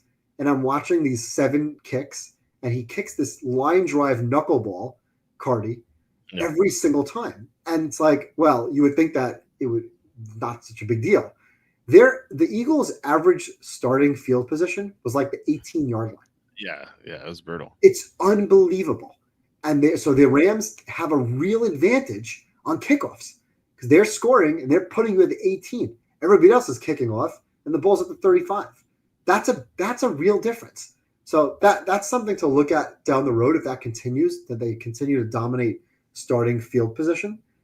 But I don't love Stafford. Somebody pointed out Stafford versus Daniel Jones. I'll take Stafford. I don't love Stafford. I think Stafford's obviously better than Daniel Jones, but I'm not in love with Stafford. He had a tough pick first drive of the game last week. I just like getting 3.5 points with a team that I think has been very, very competitive. And I think they're getting the respect in Vegas that they deserve, despite my power ratings making this game a little bit higher. I like the Colts. I marked this down as a potential contest pick, and I would advocate for putting plus 3.5 with what I think could be a playoff team on the card. I mean, Daniel Jones has been better than Stafford this year. Granted, it's only 3 games, and he had the easier schedule. So, Daniel Jones actually 3rd in EPA this year, which is kind of nuts. He's playing fantastic. Yeah. He played great against the Broncos. Let's throw out the Dolphins game and even the Texans game. Let's look at the Bronco game. He was fantastic in that game. Mm-hmm. Yeah, he was. If Adams is out, do you still want to bet on them? He missed the last 2 practices. Well, I'm not betting on the Rams. Yeah. So I think that was, Andy liked the Rams quite a bit. I don't know why. Why did he like the Rams quite a bit? What was his rationale for laying more than a field? Well, the Colts schedule thus far, them being like a fake 3-0 because they played the 2 horrible teams and the Broncos, who generally aren't good in early season, and they were, I think they were outgaining that game if I'm correct. What should the line be? What did Andy say? Because we were laying 3.5. I really like that team to win, and I don't care what the line is, or this line should be 6. What does Andy think the line should be? That he loves a 3.5. I'm not sure. Although the Colts did outgain the Broncos in that game, 473 to 324, and 7.1 to 6.0 yards per play. So, and they were at home. They were at home. Yeah. And the Rams are better than the Broncos. Yeah, for sure. And Denver early season swoon as usual. I personally made the line Rams minus 2.5. So I think that getting 3.5 is pretty nice. So I think that's unfair, right? Because that really puts them like pretty close to even. I have them both Group B teams. So but in fairness, I don't know where to place the Colts. They're kind of like mystifying to me right now. So I don't know. It could be wrong. Which, by the way, going back to Houston, this is where you play Houston plus 750 to win the division. Yeah, no love for my Jaguars at plus 490. No, it's not about the Jaguars. It's about you. If you have the Jaguars plus 490 and Houston plus 750, yeah, at some point maybe you'll take a play down the road on. Oh yeah, Indy's really good. I'm going to bet them in that game particularly. I want to look at the divisional line real quick because I think I saw a 750. Yeah, right now FanDuel, Houston plus 750. Well, they can't block, so if that changes, then I like their odds of winning, but I don't know if they're going to find anyone who could block. Maybe on the trade deadline or something, but I don't know. I don't know about them. But anyway, next game is Bear. Oh, wait. Before we move on, so you said you might want to put them on the card. So let me put that as a maybe. I do like the Colts. Okay. All right. So I that's think when we identify these teams early in the season, I think, and we did this with the Redskins last year, and we did this with yeah. the Vikings, even though we both didn't like the Vikings going in. You find these teams early on, just ride them for a little bit. Mm-hmm. We're not trying to fight the grain, right? We're not trying to ride against the wave. We're riding the wave. And right now, the Colts are playing great. And they don't have to win the game. You just got to let them cover. The problem is you get one of those 3.5s, they'll be down by 2, and they'll be going for a game-winning kick, and it'll be blocked, and the Rams will return the favor that we lost last week. That can't happen, right? That can't happen again. That never happened. No. All right. We have Bears at the Raiders. Raiders are -1. I think this is a good bounce back spot for the Raiders. They've lost 2 in a row, but tough spots for them. They played 2 teams who have good defenses. The Chargers in the top 10, the Redskins are number 14, and the Raiders haven't been able to block either team. But Chicago doesn't really pressure the quarterback, so this is, I think, going to be a chance for the Raiders to have a better offense here. As long as they're playing teams that can't pressure the quarterback, I think they're going to be in good shape. And I think this is a good buy or sell high on the Bears, who just dismantled the Cowboys last week. CeeDee Lamb got hurt in the first quarter. I think if CeeDee Lamb stays healthy, and if Tyler Booker doesn't go down, then I think that Bears Cowboys game is a shootout, and maybe the Bears still win, but it's not a blowout. So I like this dynamic here, given that we have a sell high and a buy low, and the line moved. The advanced line in this game. It says it was Bears -1.5. I don't think that's true. I have I had Raiders -2.5 on the advanced line. That's why I had Raiders -2.5 on the advanced. Yeah, now that's moved the 1, so not like a huge deal, but still a little bit of value here on the Raiders. I like the Raiders. Not in love with them, but I like them a decent amount. What do you think? Exactly the same. I don't have much to say about this game. To me, this is really just a spot. Okay. I'm concerned with the Raiders that they can't block. They're not playing defense. They can't run. That's been a big problem, but maybe that's a combination of the offensive line can't block for Geno, they can't block for Genti, and I don't like Chicago off of that win.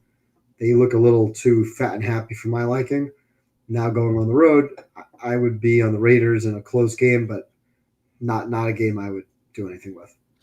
Yeah, Genti has no chance being on that line. He is dead last in yards before contact. It's actually negative yardage. He's getting hit in the backfield. I saw that. Negative yards per carry before it's contact. It's crazy. Yeah, he has to juke guys in the backfield just to get 0 yards. I did hear somebody call him a bust so far. That's kind of unfair. That's crazy. Like there's no line. Right. On the other hand, though, you would think that they would build their line and then get a running back in round 2 or round 3, which would make more sense. And what's astonishing to me is that Chip Kelly coached 2 of the running backs who went round 2. Is the offensive coordinator. So you think that they take Membu at right tackle in round 1 and then get either Judkins or Henderson in round 2 to go with Chip Kelly's offense. I thought that was logical, but apparently not. I don't know. The Raiders do things differently, I guess. Yeah, I don't like the game. I would have touched the game. Okay. Our offensive line is bad, so we put JPJ back in center. Please don't bet this. Okay.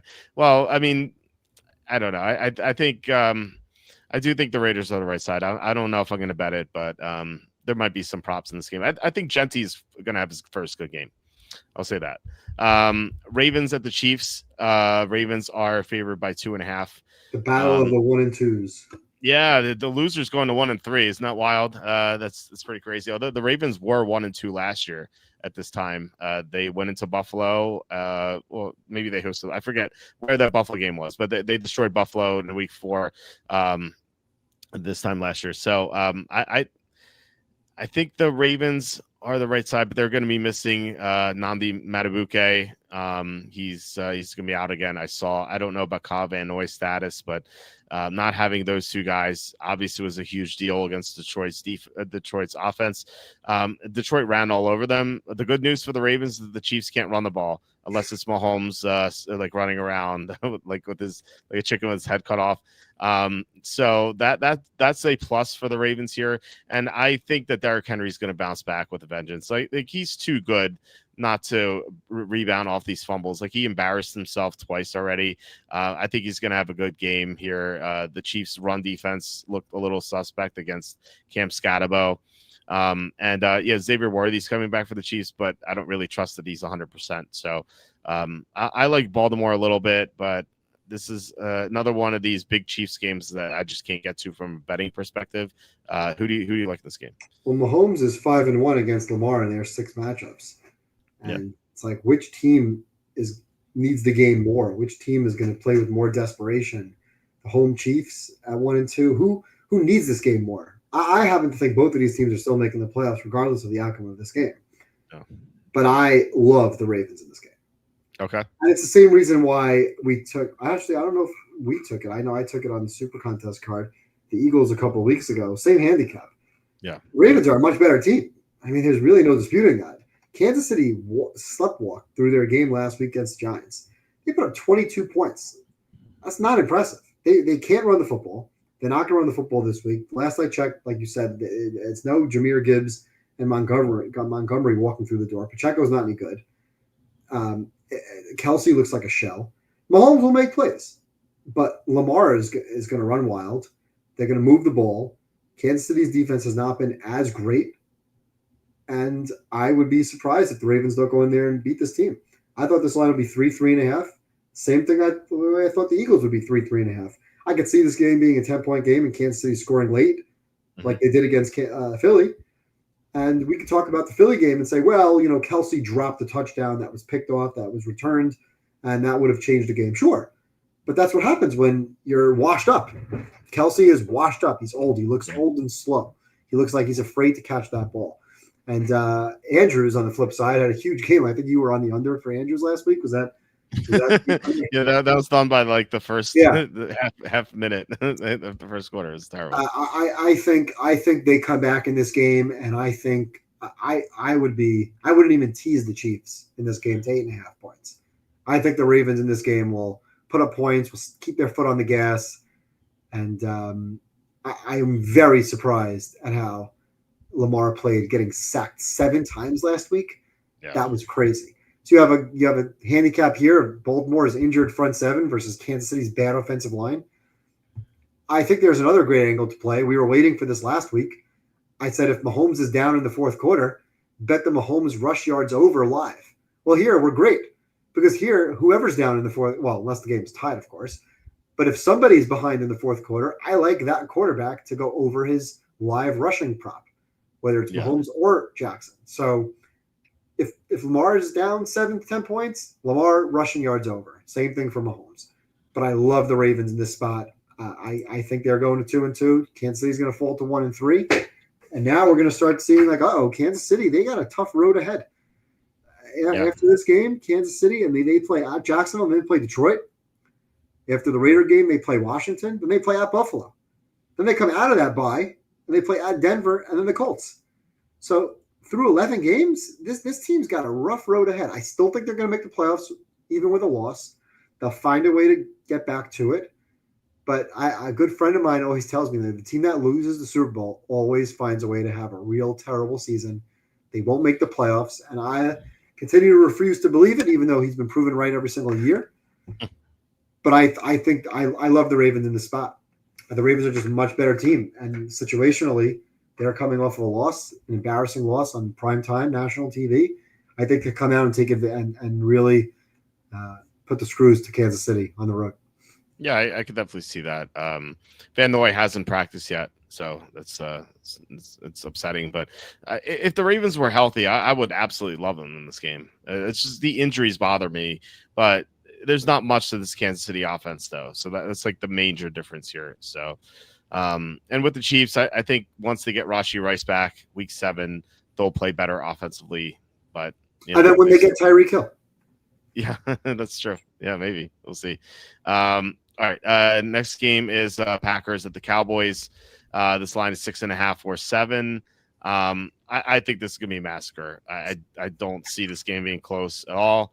The Packers are obviously much better than Dallas. Like, even like forget the injuries. Like Green Bay much better than Dallas. Dallas no longer has CD Lamb. They don't have their center, and they don't have their guard, one of their guards. And we already know their defense is awful. Their defense allowed Russell Wilson to throw for 450 in week 2, and they allowed Caleb Williams to have the best game of his career last week. And now they get Green Bay, they Josh Jacobs and Jordan Love against bad teams. He tends to do well. So like we know Green Bay is going to score a lot. The question is like, how does Dallas score missing 2 interior linemen on a line with already bad tackle play, without its top receiver and no running game against Micah Parsons, is going to be really pissed off. This seems like 38-3 to me. I would be shocked if this game's close. Outside of like weird Kavonte Turpin punt return touchdowns, weird fumble return touchdowns, that's like the only way I could see it. And Dallas has only forced 1 turnover this year, so Green Bay all day for me. What do you think? Yeah, agreement. Okay. This could be one of those like comedy Dallas primetime games. Mm-hmm. Parsons is going to wreck this game like he wrecked the Redskins game in week 2. Yes. And this is a game where Jordan Love is not going to have to really win games or make plays late. He just has to ride the wave. So I agree with you. I don't see, without CeeDee Lamb, I don't see how Dallas is going to be able to move the ball against Parsons. Parsons, the defensive line is going to play really hard for Parsons too. Yeah. They're going to get after Dak. And I don't see how Dallas really moves the ball. So I don't think this is one of your, 35, 40-point games from Green Bay. I think this is more like a 28-13, 28-10. I just don't think Dallas is going to move the ball. So if Green Bay can just sit on it, not make mistakes, not turn the ball over, this is a Parsons game wrecker all day long. I'm actually surprised this line's not 7, given the Dallas injuries. And I understand Green Bay is missing some offensive linemen. Aaron Banks is not any good, so it doesn't really make a difference. I guess Tom is a little better. But it's not like you're missing – Houston's missing Laramie Tunsil or missing a guy like a Trent Williams or some of the top tier, like a Penei Sewell, right? You're missing a guard. Okay, you'll figure it out. Yeah. Especially if they could get Love out in space, which is where he's good, going out into the bootleg. But I just think this is all about Parsons and the Green Bay defense absolutely showing up and showing out. And I don't know if it's 3, but I could see Dallas being limited to like 10. And this is a game, again, where we've done this in the past with Dallas. Team total live unders. So if this game is like a 28-3 or 24-3 in the third quarter and you're sitting there with an ability to take Dallas under 10.5 total, take it. Mm-hmm. Yeah. Yeah, for sure. I'm going to bet the alt lines like minus 13.5, minus 20.5. See what we get on those. So play Dallas team total under. What's the team total under to start? I will look that up right now as we talk well, your about line's this. about 48, right? Yeah. So we're looking at what, 27-20 is what the Vegas is kind of expecting, somewhere in that ballpark, 27-20. Mm-hmm. So your team total is probably 20.5. Yeah, probably. That's a great under. Dallas not putting up 21 points. Yeah, I don't see that. Yeah, I mean, like outside of weird punt return touchdowns or whatever, I don't. Yeah, really but you can bet that, and all right, you lose on a punt return touchdown. Okay, fine. Shake your hand and go away. Give me under 20.5 points for Dallas. They're not putting up 20 points. Well, they might put up 20. They're not putting up over 20. Now Vegas gets smart and they make that line 19.5. Now you got to think twice. It's under on FanDuel. It's under 20.5 minus 128. There you go. That seems like That's a great right. number. That seems like a great number for sure. So you talk about the guards like Zach Tom, but the question is like, who does Dallas have to take advantage of that? They have nothing on the defensive line. No. So they're the worst defense. They're the worst defense in the league by a wide margin. I actually looked this up. So Dallas, number 31 in pass defense, 6.5 yards per pass. Dallas in defense in general, they're number 31 at 6.5. They're last versus the pass. They're giving up 9.4 yards per pass attempt. I told you before, Daniel Jones at 9.1 is great. Giving up 9.4 is pathetic. They're 0.8 worse than the next worst team, which is at 8.6. On the flip side of that, Green Bay is number 1 at 4.1 yards per pass attempt. That's 0.8 better than the number 2 team. So and without CeeDee Lamb, I just don't see how Dallas is going to move the ball. Are they going to run the football with Javonte Williams? I don't think so. No. Dak's not running the ball. He can't throw. Pickens will have a bunch of drops. And Parsons is going to get after Dak. I wonder what the over-under in sacks is in this game. Yeah, I would like to see that too. Luke asking, who is taking Dallas with the spread?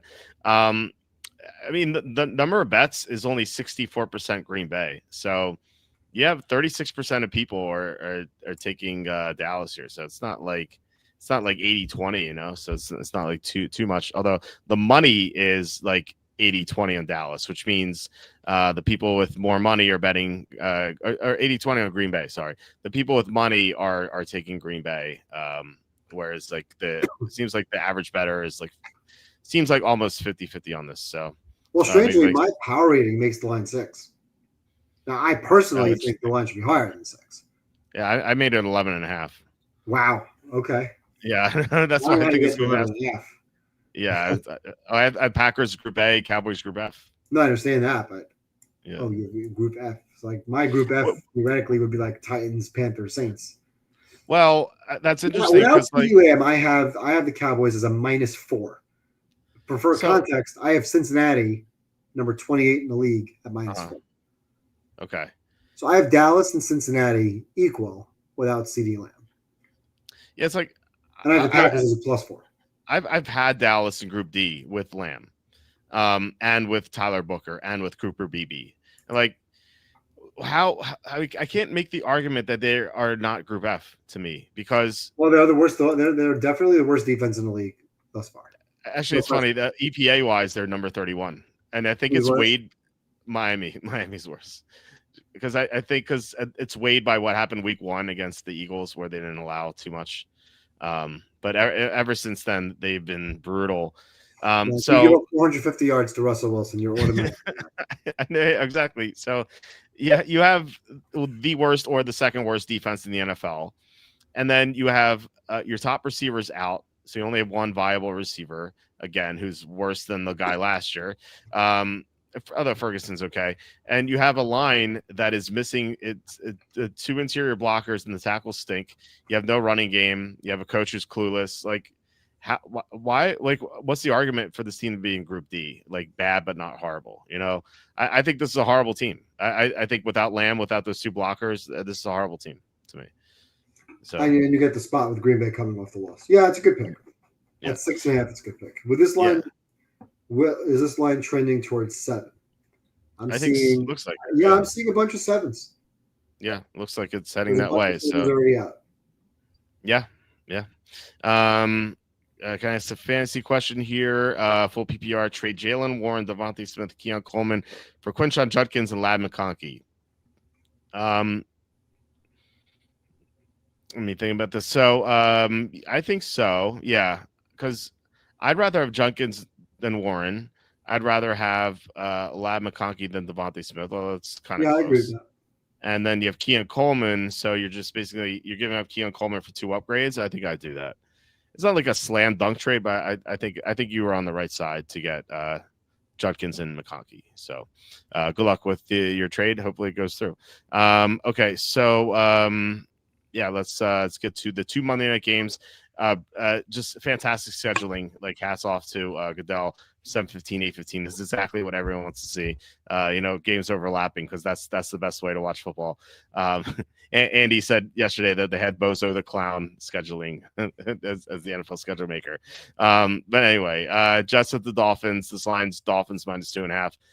I really have zero take on this game because we don't know what we're going to get out of Fields concussion-wise. Quarterbacks coming off concussions really struggle, but he is practicing fully, so maybe he has fully recovered. We just don't know. It's always difficult to handicap these concussions because they're so different, and you can't really see them in practice until you get to the games. So, but that and then the Dolphins favored by 2.5. So do you lay points with the Dolphins, who one of the worst teams in the NFL, or do you take a guy coming off concussion? Like I don't know. I don't want to bet this game, so I'm just gonna pass. If I had to pick a game, I'd pick the side. I think I'd take the Jets, but what do you think here? Yeah, if you made me pick a side, I'd take the 3 points. Although Circa is 2.5, Super Right. Contest is 3. I would make the game pick 'em, and I wouldn't want either side here at all. Yeah. Do you want to bet on Tua laying points, or do you want to take the Jets, who simply find creative ways, to lose week in and week out? Yeah. This is a fantastic Monday Night Football game. I want no part of it. What I really think is going to happen in this game, I think Mike McDaniel is going to embarrass himself somehow. Like I think you're going to see something really dumb from the Dolphins, like maybe a trick play that just like turns the ball over and the Jets score a touchdown on it. I don't know why. Like for some reason, I'm thinking that in my head. Like I think Mike McDaniel is going to come out of this game looking like a fool. But then again, you could say that that's most weeks anyway. So Yeah, if you're betting this game, kudos to you for betting this game. right. I do like for props. I would take Brees Hall and Garrett Wilson. And we had a question about fantasy. The Jets have the easiest or tied for the easiest schedule remaining in the NFL, and their playoff schedule in fantasy is such a joke. I think they play the Jaguars, if I remember correctly. Jags and Saints. So the last 6 weeks, 15 through 17, they play the Jags, Saints, and then Patriots. So that try to get Jets players if you can in trades. I'd say Jets players. It's only Hall and Wilson. Maybe a stash of Braylon Allen just in case Hall gets hurt. Okay, so last game, I like this one a lot. I think you do too, just based on what you said. Not sure. The Broncos are favored by 7.5 for the Bengals. I think this is another massacre. You have a backup quarterback in Jake Browning going once again against an elite defense. Denver has such great defensive personnel. They have the most pressures in the NFL this year. I think they're at like 80 something pressures, 85 pressures. And the Bengals can't block. So you're going to have Denver's defense all over Jake Browning, and he's not going to be able to look to Jamar Chase, who's dealing with Patrick Surtain. So Cincinnati's offense is not going to do anything here. And then we know their defense sucks. And Bo Nix has struggled this year, but this is going to be the easiest matchup he's seen by far. So I think he's going to kind of get off the snide here and, perform well. Maybe he's not going to have an amazing game, but I think he's going to have a good game. I think Denver wins this one very easily. I love the Broncos. What do you think? Yeah, I agree. Denver last year won 9 of its 10 games by 9 or more points. I see no reason why they won't step on the gas, keep their foot on the gas here. We know Cincinnati can't run the football. They're number 32 rushing offense at 2.4 yards per carry. They'll be trailing. They can't run anyway. That'll allow guys like Nick Bonito to pin their ears back and just go. They did pressure Herbert 26 times last week. So I think they'll pressure Browning. They'll force him to throw the ball quickly. This game is going to be one on the offensive line. They're going to dominate the line of scrimmage on both sides of the football, and I think this game is going to be, I don't want to say a massacre, because Jake Browning on Monday Night Football, like he did against the Jaguars a couple of years ago, 32 for 37 passing, somehow figured out a way to put up a couple hundred yards and looked fantastic. But I don't see that happening in Denver. Denver obviously very good at home. Off of the game last week where they found a way to lose. They led throughout most of the game. They found a way to lose that game. Coming off the loss, I think this game is going to be a relatively easy cakewalk for Denver. And this is what I mentioned earlier, I guess, why you pointed out that you figured I like this game. This is the other Survivor game. Yeah. So for people who are smart and passing on Buffalo because they're needed next week and several weeks after that, Denver is really not needed much else for Survivor. There are a couple of potential times where you can look down the road and say, you know what, I like Denver against the Giants in week 7. And week 7 is actually a very, very difficult week. Not a lot of teams to play in week 7 unless you're planning on taking the Bears over the Saints, which might be a good opportunity. But Denver, when they play the Giants at home in week 7, are coming back from London the week before. And the Giants on a rest advantage because they'll be playing Philly at home on a Thursday the week before. So a huge rest advantage, although Denver obviously at home against the Giants is a team that I would like. And then the week later, Denver plays Dallas, the Giants and Dallas might be on par just as bad as Cincinnati. So this is really a good opportunity to take Denver now. And this is where I'm leaning with my Survivor. Denver once, maybe the Patriots once, maybe Houston twice. Maybe I throw Denver into the mix too and limit Houston's exposure to 1. But I love Denver with the points. I don't mind that it's 7.5. I think I would take this probably up to like 9.5. Probably wouldn't want to lay 10, but I think they're going to win by 2 touchdowns or more. Yeah, this is another one where I want to look at alt line, 13.5, 20.5. And Bengals total team points is 17.5. Does that interest you at all? Yeah, it does. And similar to Dallas, I don't think Denver's not a team that will take their foot off the gas. Mm-hmm. They showed last year that they're going to continue to defend, especially at home. They may not run up the score, but they'll run the football, and that'll run clock. And defensively, they'll play good defense. And they have enough players defensively to get after Browning. And I don't think Browning is going to move the ball well. Now, again, you're looking at late backdoor cover situations. I'd rather wait and play it live because Knicks is not great. Knicks could turn the ball over. And you never know. Chase could take a screen pass and bust a 60-yard run for a touchdown. So I don't necessarily like going in with 17.5 points. I'd rather wait and see what the game flow looks like and maybe play the first half team total under. If I'm looking at the situation there and maybe I'm seeing 13.5, not 13.5, it wouldn't be 13, let's say 10.5. Maybe they score early on some fluky play and I'm getting 14.5. So maybe I like that.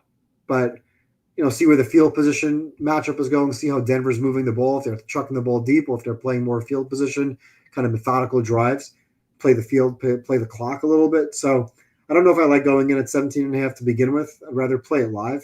But I like Denver to win. I like Denver to cover. And you mentioned the alt lines. And I mentioned the fact that they won 9 of their 10 games last year by 9 or more points. And a lot of those games were not by 9. They were by like 14 to 20 points. So right. I could see this game getting ugly. I had this game like 31-16, somewhere in that ballpark. I don't think Cincinnati scored more than 2 touchdowns. So yeah, I don't think so either. Yeah, Walt, are you going to take a break at 4 a.m. to watch the start of the Ryder Cup? Well, I don't know. It's a little too late for me. I mean, like I'll be working and stuff like that still, but maybe I'll tune in a little bit. But it kind of like sucks to like start watching it and then it's like an hour later I have to go to bed. It's kind of weird. But no, I do like I do like US in the Ryder Cup. I bet US with some profit boosts. So, and Patrick can't lay top scorer at 20-1, I think. Okay, so we can review our card, and then I've 2 extra things, so 2 real quick things after that. So let's pull up. First of all, I have 3 definites for us. And let me just type it in here so we have it. Oops, this is not. Ignore that for a second here.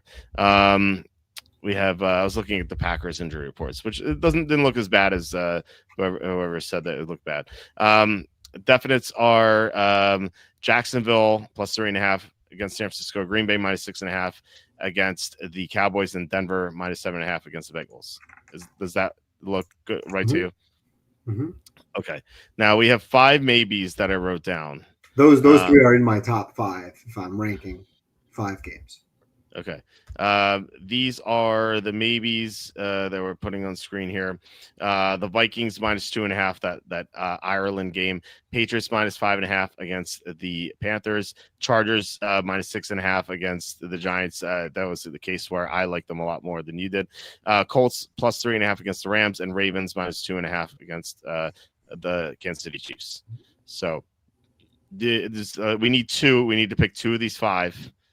Well, 7 of the 8 that you listed are my quote unquote top 7. The Titans would be like outside looking in. So we didn't put down the Titans as a plus 7. And that's a pretty short pick. I just don't really want to go there with that game. Listen, I would give you the Chargers. I don't like the Chargers. I'm probably leaning towards the Giants. We don't need to go through it again. But I'm more than happy to say, you know what? I'm always wrong about this team. You love it. I'll ride that momentum that you've had. The Chargers have been great throughout the season. I will say, we talk about contests. I generally like to take more dogs than favorites. Now, This is a rare week for me. Very rare week. I'm looking at my card of 7, 8, 9, 10, 11 favorites, which is very, very unusual. Yeah.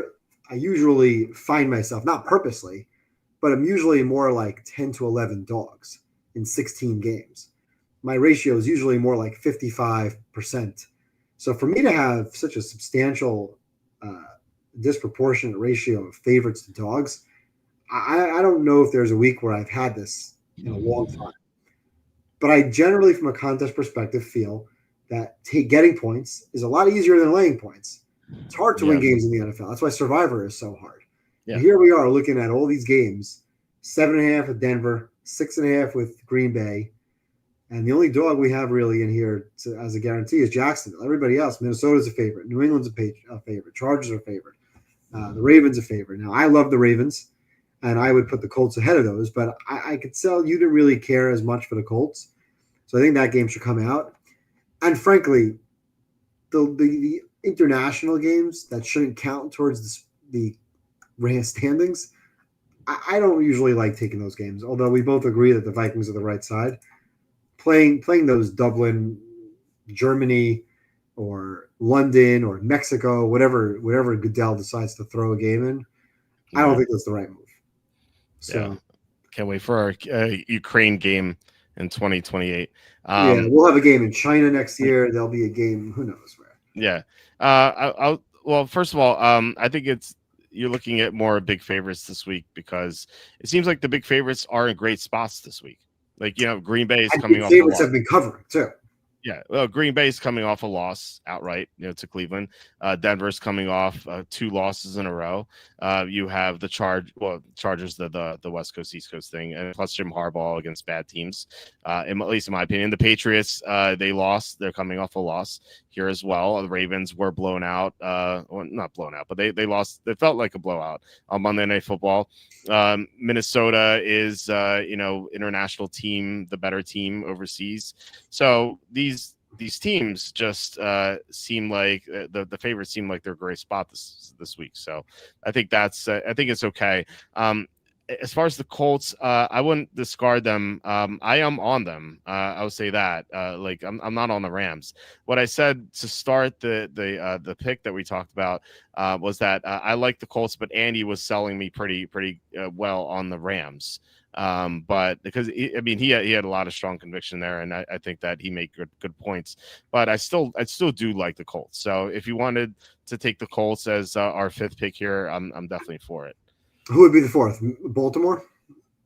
I was saying. Oh, I thought you would give me the Chargers. Oh yeah, no, I'll give you the Chargers. Listen, I have no problem with that. Okay, so it's kind of like last week where you picked your favorite team and then I picked my favorite. And in that case, I mean, listen, I like New England to win the game from a Survivor perspective. Do I like laying 5.5 with New England? No, I don't. It's really more of a play on the spot there, and I wish you mentioned this earlier. I wish that line were more like a 3. Right, it's like, oh yeah, I like New England this week. -3, that's a great pick. Oh yeah. Now they're being priced at 5.5. It's like, wow, well, Vegas knows something. I agree with the line, for sure. Yeah. But it's not. There's no value in that line. Right. I think the Ravens go out and just beat the hell out of Kansas City.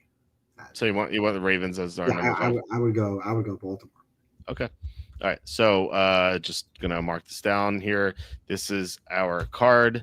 Barring any changes due to injuries, Jaguars +3.5, Green Bay -6.5, Denver -7.5, Chargers -6.5, Ravens -2.5. So, and for people who are following or seeing this for the first time, it's like, wow, all they do is take favorites. This is rare. Yeah, rare. We normally will have 3 or 4 dogs in our card. Like when usually I'll highlight like 7 or 8 games, 5 or 6 of them out of 8 might be underdogs. Mm-hmm. So for me this week, I have 9 games highlighted. 3 of them are dogs. It's weird. Yeah, weird season so far. It is what it is. Yeah, but like I said, the favorites are in good spots this week. We had hold on a second. We had I don't know where it went. So we had a couple comments that kind of disappeared on me here. Oh yeah, game coming to Australia next year. can't wait to see what that start time is. Minnesota's 8-0 overseas. Yeah, they've been great. They've been great overseas. I think I'm really high on the Chargers since I think the rookie rarely ever win their first game. Well, I mean, rookie quarterbacks do win the first game, but Jim Harbaugh, by the way, Jim Harbaugh against rookie quarterbacks last year, 4-0. Granted, one was Spencer Rattler, but he did beat Bo Nix twice and Drake May. So 4-0 straight up and against the spread, I should say. So two quick things. The week 5 Thursday game, because we're not going to be able to talk about it until next Thursday, and it's the Niners. So Niners are at the Rams. Rams are -3. What are your leans? What's any lean on this game? I made the line 3.5, and I would like the Rams at 3.5. Listen, Purdy. Let's assume Purdy's fine. Mm-hmm. The Niners are not as good as the Rams. The Rams are a superior team, and I'm going into that game with thinking that's like a schedule loss. I think so too.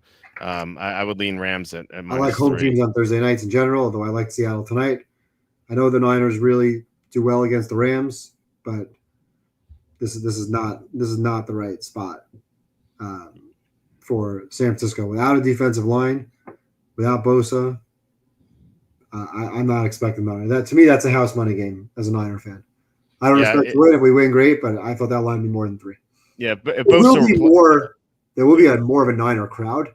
Like the Rams can't keep the Niner fans out. They try not to let anybody outside of certain zip codes buy the tickets at SoFi, but you will see 50% or more red in the stadium. Yes, so it doesn't matter because Rams is the better team.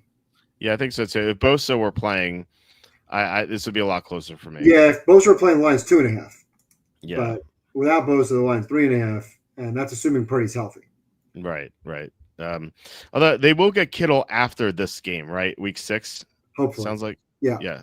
Okay, so I did a lot of like week 4 onward best ball drafts. I drafted George Kittle in the 9th round a bunch of times. When I say hopefully, I mean that's when he's eligible to return. Right. And it was just a hamstring, right? It was a hamstring, right? It wasn't like. Yeah, I don't see how the Niners are gonna defend Puka and Devontae in the secondary. Yeah. Like I said, with Bosa, they can get after Stafford, and I don't like the Rams in short yards. We pointed that out. But that line should be 3.5, and I like the Rams in the game. Yeah, we agree there. Yeah, right. Okay, the other thing is that we brought up this win total on Tuesday. So Slew gave us the easiest schedule here, which I'll put up again. I'll zoom in right here. The easiest schedules here are Jets, Bills, then Saints, obviously in that division, Patriots, and then Titans. The Titans kind of surprised me because I didn't like heading into the season. I didn't think they'd have an easy schedule, but they got rid. The Titans. Oh, the Titans. Okay. Yeah, the Titans. So it feels like they've gotten rid of 3 of their tougher games so far. They played Denver in week 1, they played the Rams in week 2, and they played the Colts in week 3. So 3 of their tough games are off the slate. And I looked manually at the rest of the season here for them, and it seems pretty easy. So here's their schedule. So after this Houston game, they have Arizona, they have the Raiders, they have the Patriots, the Colts again, which the Chargers, those are gonna be losses, of course. They host Houston, they play Seattle, barely lost there. The Jacksonville, Cleveland, which they could be on Dylan Gabriel by then. San Francisco, Chiefs will be a loss, but they host the Saints and then at Jacksonville in week 18. Their win total on FanDuel was 3.5. So can they win 4 games here? I think that seems very doable. The vig is -145, which isn't great, but I think they could definitely win 4 games here. Like Cam Ward's going to get better. What are your thoughts here? Am I crazy? What was their win total preseason? Because I did not bet it. I think it was 6. I think so too. I don't have it on me, 6. but Let me take a quick look here. Titans. So originally it was 5.5 on the opener. Okay. It was bet up. I originally had them at 5 wins. I had them at 5 to 6. I like to give like a 2-game range. Mm-hmm. I want to see where the close was on the Westgate. It was 5.5 at the Westgate wins contest. I think there was definitely a 6 out there somewhere because I did not bet the under, even though I picked under on the Westgate. So my question here, when you do this mathematically, what was their probability of winning these first couple of games? Now they were a 7 or 8 point underdog in week 1, which means their win percentage was probably close to like what, 20%. Yeah. So that's like 0.2 of a win. Mm-hmm. The Rams game, what was the line in the Rams game? Let's go back in time. It was 5.5. 5.5. That was the week 2 line? Week 2 line, yeah. Yes, you're right. 5.5. So that implies more of like, let's call it like a 35%. Who's -6 this week? Let's quickly look at the money line. Just want to see a percentage. Mm-hmm. A 5.5 is, let's say, New England is a perfect example. And New England on the money line this week is -250.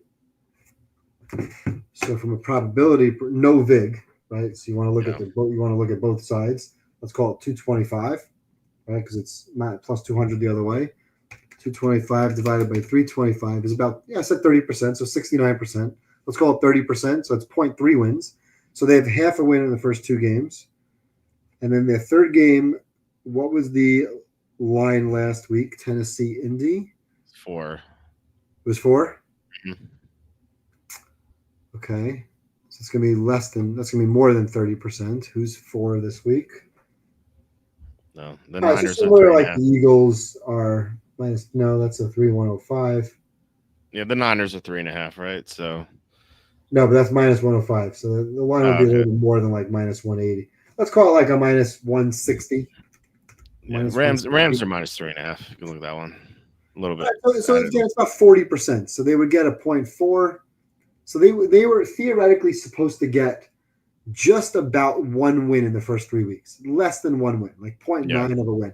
So if their win total was 6 and they were supposed to get 0.9, then their win total should drop by about 0.5 to 1.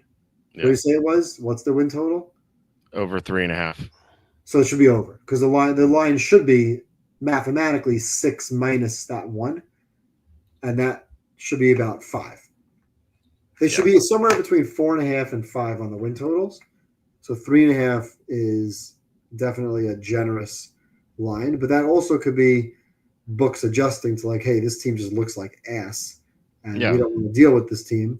But I would say for getting to 4 wins is that really what it is? Let me look at Tennessee because there's juice on some of these. What did you say the juice was? I have it on this. I have it on the screen right now. It's 3 minus over 3.5 minus 145.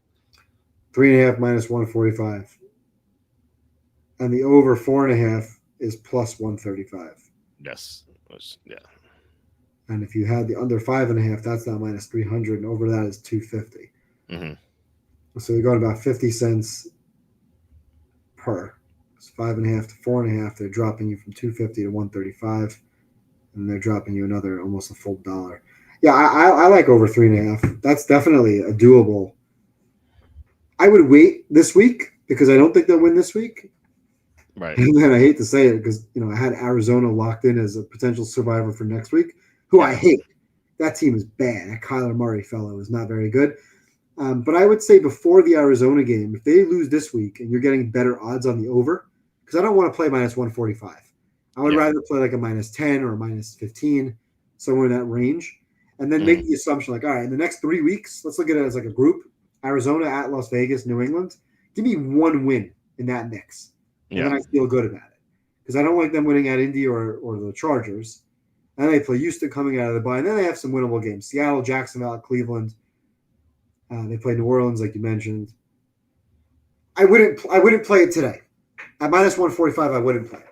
I think it's a good number, but I would wait 1 more week and play it 3.5 at like -10 or -15 or 20.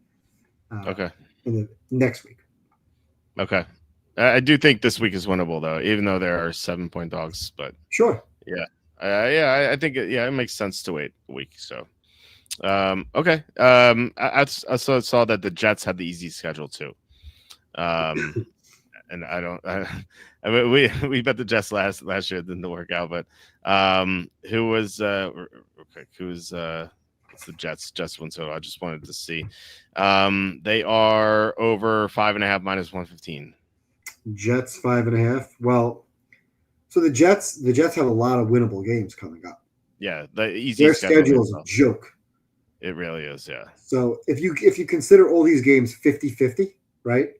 The Mhm. Miami game almost 50-50. Dallas, they're favored. Are they Yes. favored next week? I think Dallas is They're minus not. one. I think Dallas is They're minus not one. favored next week. Wow. I made them favored, but they're not They favored. should. They should be favored. I Yeah. had them -2, but they're not -2. They're plus 1.5. Okay. They're going to be dogs international against Denver. Hmm. Carolina, they'll be favored at home. Yep. At Cincinnati is close. Cleveland at home, they'll be favored. New England on the road is a winnable game. So they have call Denver international where fluky things happen. 1, 2, 3, 4, 5. The next 7 games for the Jets through week 11 are very winnable games. Any one of those games is a winnable game. If the Yep. Jets go 4-3 in the next 7, I'm not surprised. Yeah. What's their win total there, FanDuel? On the screen right now, over 5.5 minus 115. Well, after that stretch, Baltimore, then they play Atlanta. Michael Penix, if he's not benched, could be Kirk Cousins. Atlanta Right. at home, Miami at home. They play New Orleans on the road. They play New England. Another four or so games. Yeah, the Jets over. I'm not going to play it because I just don't have interest right now. I'm playing the Jets. Mhm. But that if you said, hey, I have to make a pick on 5.5, I would take the over. Okay. All right. So yes, maybe something to watch out for. Maybe next week. All right. Yeah, that's about it. Unless you have anything else. I think the better bet there is over 6.5. Oh, what is that? Let me look. Plus 165. Okay. Okay. Interesting. Why that? Because we just said they have a lot of winnable games, and now I'm getting a much better payout that I can maybe hedge back or bet against. Remember, you can hedge these by betting against the. Sorry, I'm thinking the wrong way. I want to be where I can take the Jets getting points where they can lose, but I can still win. Mm-hmm. So there's no Okay. hedge there. Okay. But there's a lot. I mean, there's a lot of games on this schedule that are toss-up games.